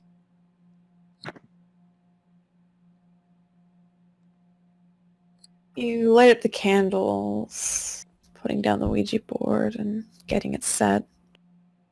Each of you gathering around, placing 2 fingers upon the teardrop-shaped wooden tool. She says now, you two have to hold hands. And then each of you put one hand on one of my arms, and I'll be the guider. I'll channel the spirits, so to speak. Do you believe this stuff or not? I can't tell. Look, most of the time it doesn't work. But she looks at the painting. Once in a while, someone's trying to tell you something. Let's see if Mr. Tibbles wants to tell your landlady something then. She sighs. Now just, everybody, either close your eyes or look at the candle flame. Whatever helps you clear your mind the best. You gotta leave yourself kind of open. It's not Christian will close his eyes then. It's not natural, you know. We all kind of tend to protect ourselves, but try to be receptive. And she kind of closes her eyes and puts her hands on the triangle. Is there somebody here who wants to talk to us? And you wait for a moment. Both Christian and Saxon, you see fingers start to move. Moves over to yes before moving back to the middle and resetting. Charlie lets out a deep breath. Okay. Do you want us to leave? You see it slowly shakes for a moment. And then it slowly moves to the right. Hovers over no. Before moving back to the center and resetting. Okay.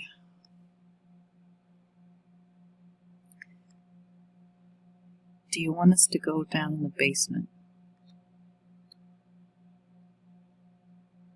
You see moves again very slowly to yes.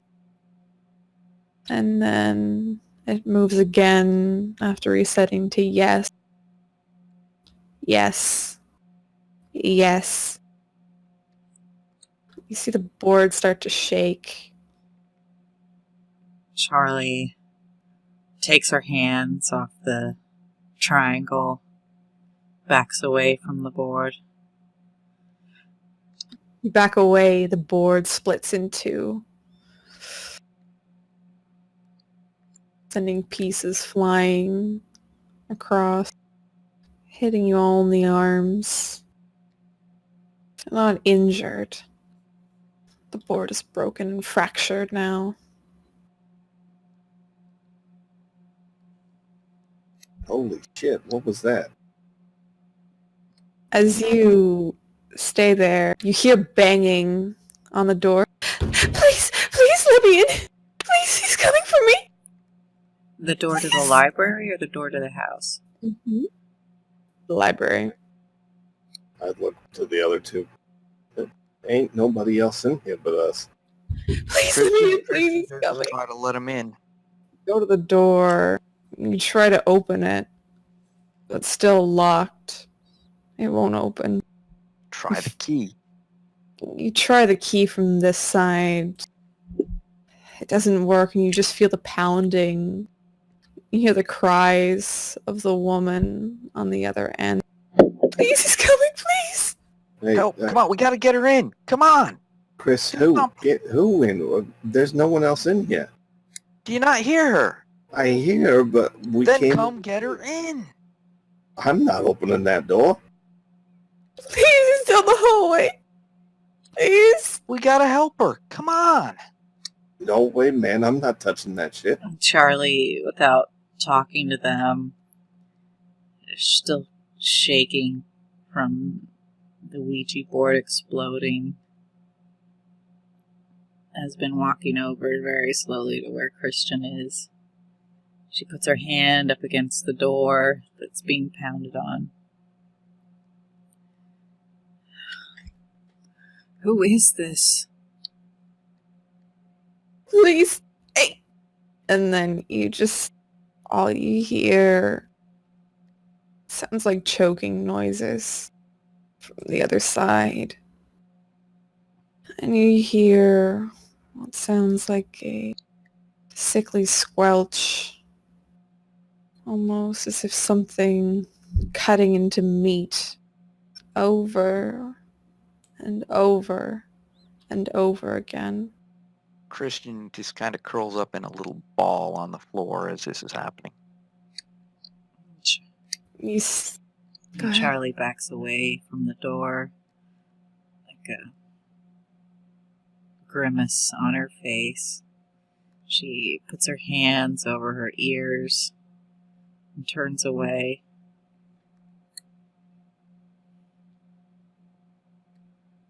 You continue to hear the choking noises, sickly sounds.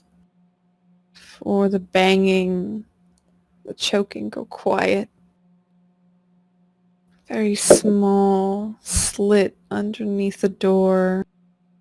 You see crimson start to run through onto the wooden floor on your side, moving forward and trailing towards you all.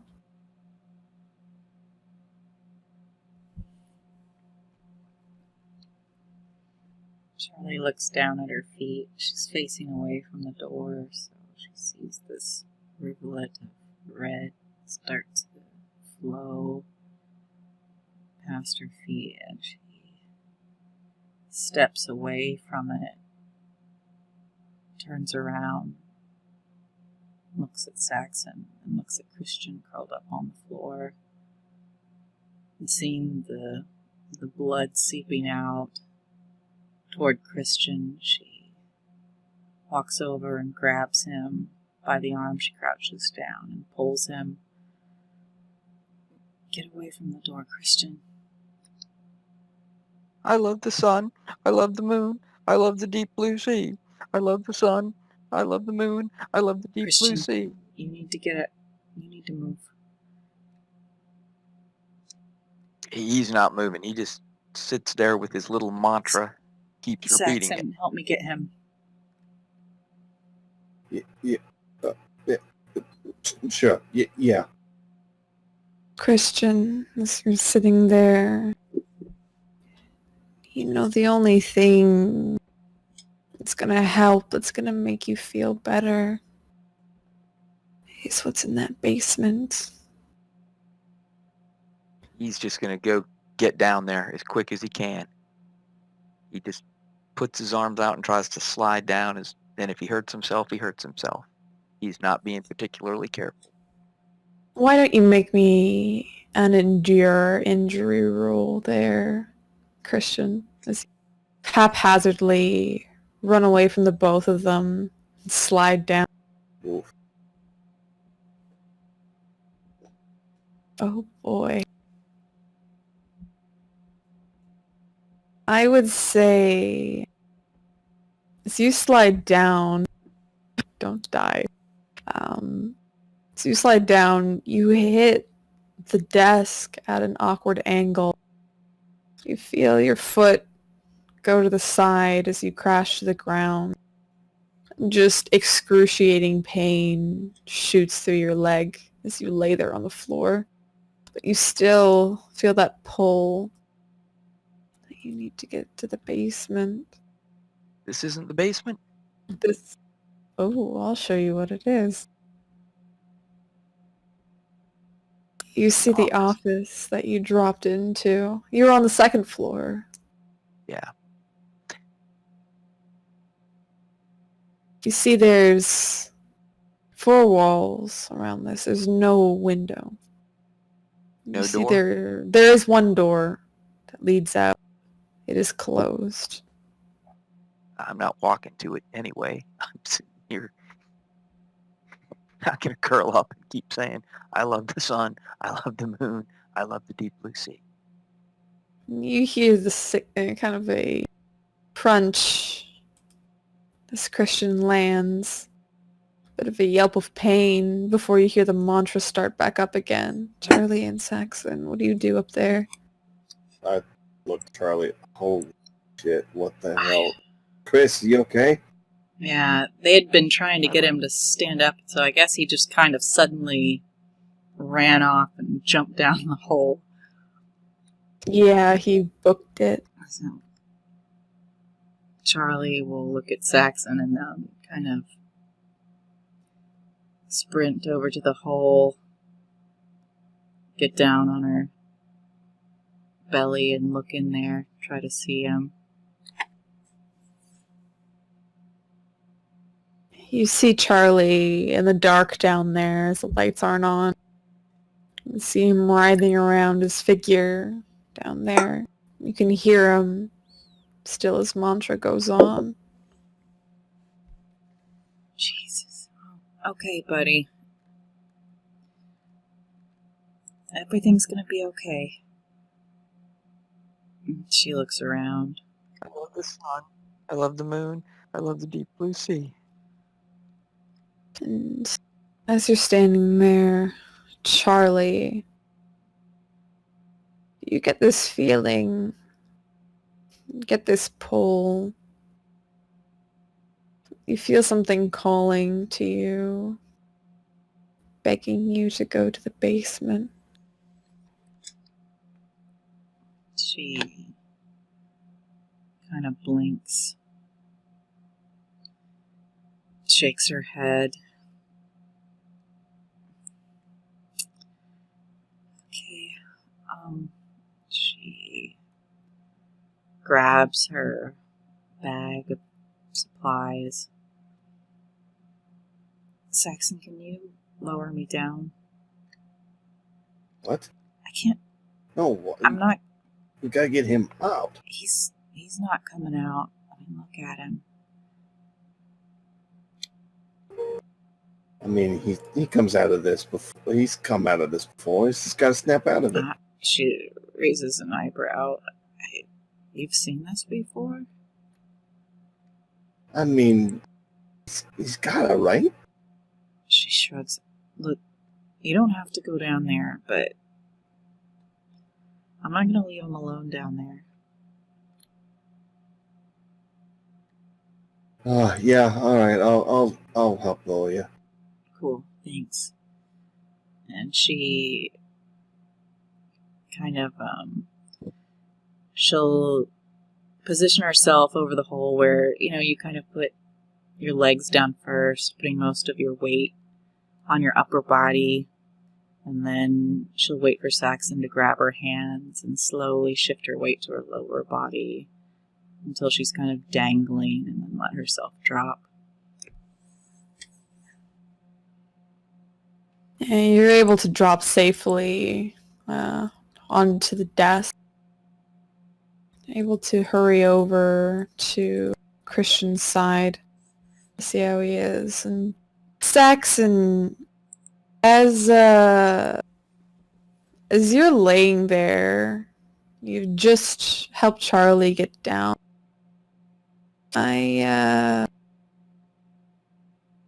I would like you to roll me an avoid harm. Okay.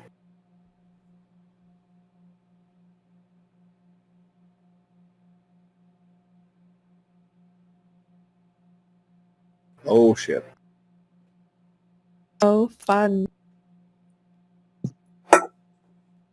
So, as you look up briefly, looking between this desk here, so you lower down Charlie, you're ready to, you look over to the painting, you see that one of the figures is missing. Confusion fills your head. You're not expecting hands to go on your waist. You feel yourself falling forwards, falling into the room below. I'd like you to make me an endure injury check.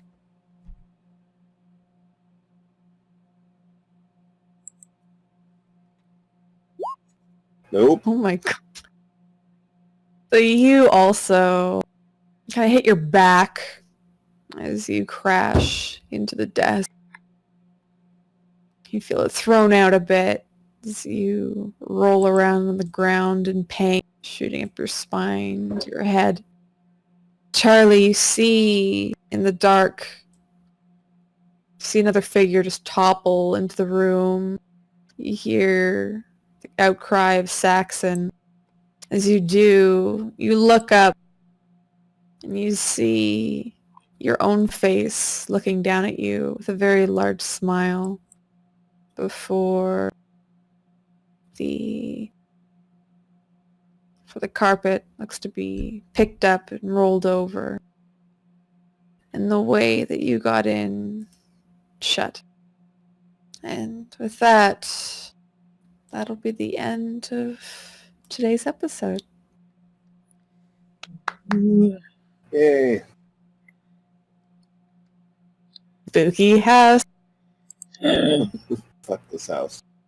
We haven't stolen Fucking- anything yet. What's wrong with us? I know. Haven't You're been actually given a doing your chance. job. We're so I distracted. felt terror at least 3 times. Oh boy. I hope you guys had fun. No, that was Oh, yeah, great. I great. did. It was great. This is just the beginning. This is the vanilla stuff, so I'm very excited for everything It else. was good. Starting to know each other's Yay. characters. Mm-hmm. That's definitely the main point of a first episode, is really getting to know each other. And figuring everything out, because first episodes are hard. Christian's obviously got some serious issues. Holy Serious fucking issues. Holy You fuck. don't know the half of it. Oh my goodness. This boy. Obviously, the only thing in my employment interview was, do you know how to use this? Holding up a broom. He was like, yes, ma'am. You were impressed by how courteous he was. He was just so nice. Called me ma'am. Wow. Nobody does that. Yeah, hired. It's silly.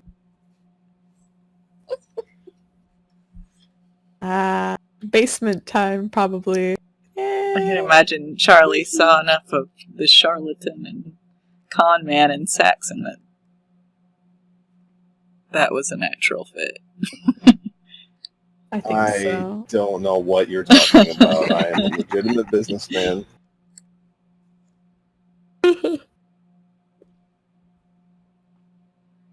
All right, well, I'm going to head to bed. Thanks for playing, guys. Okay. Thanks for running. So, is Yes, that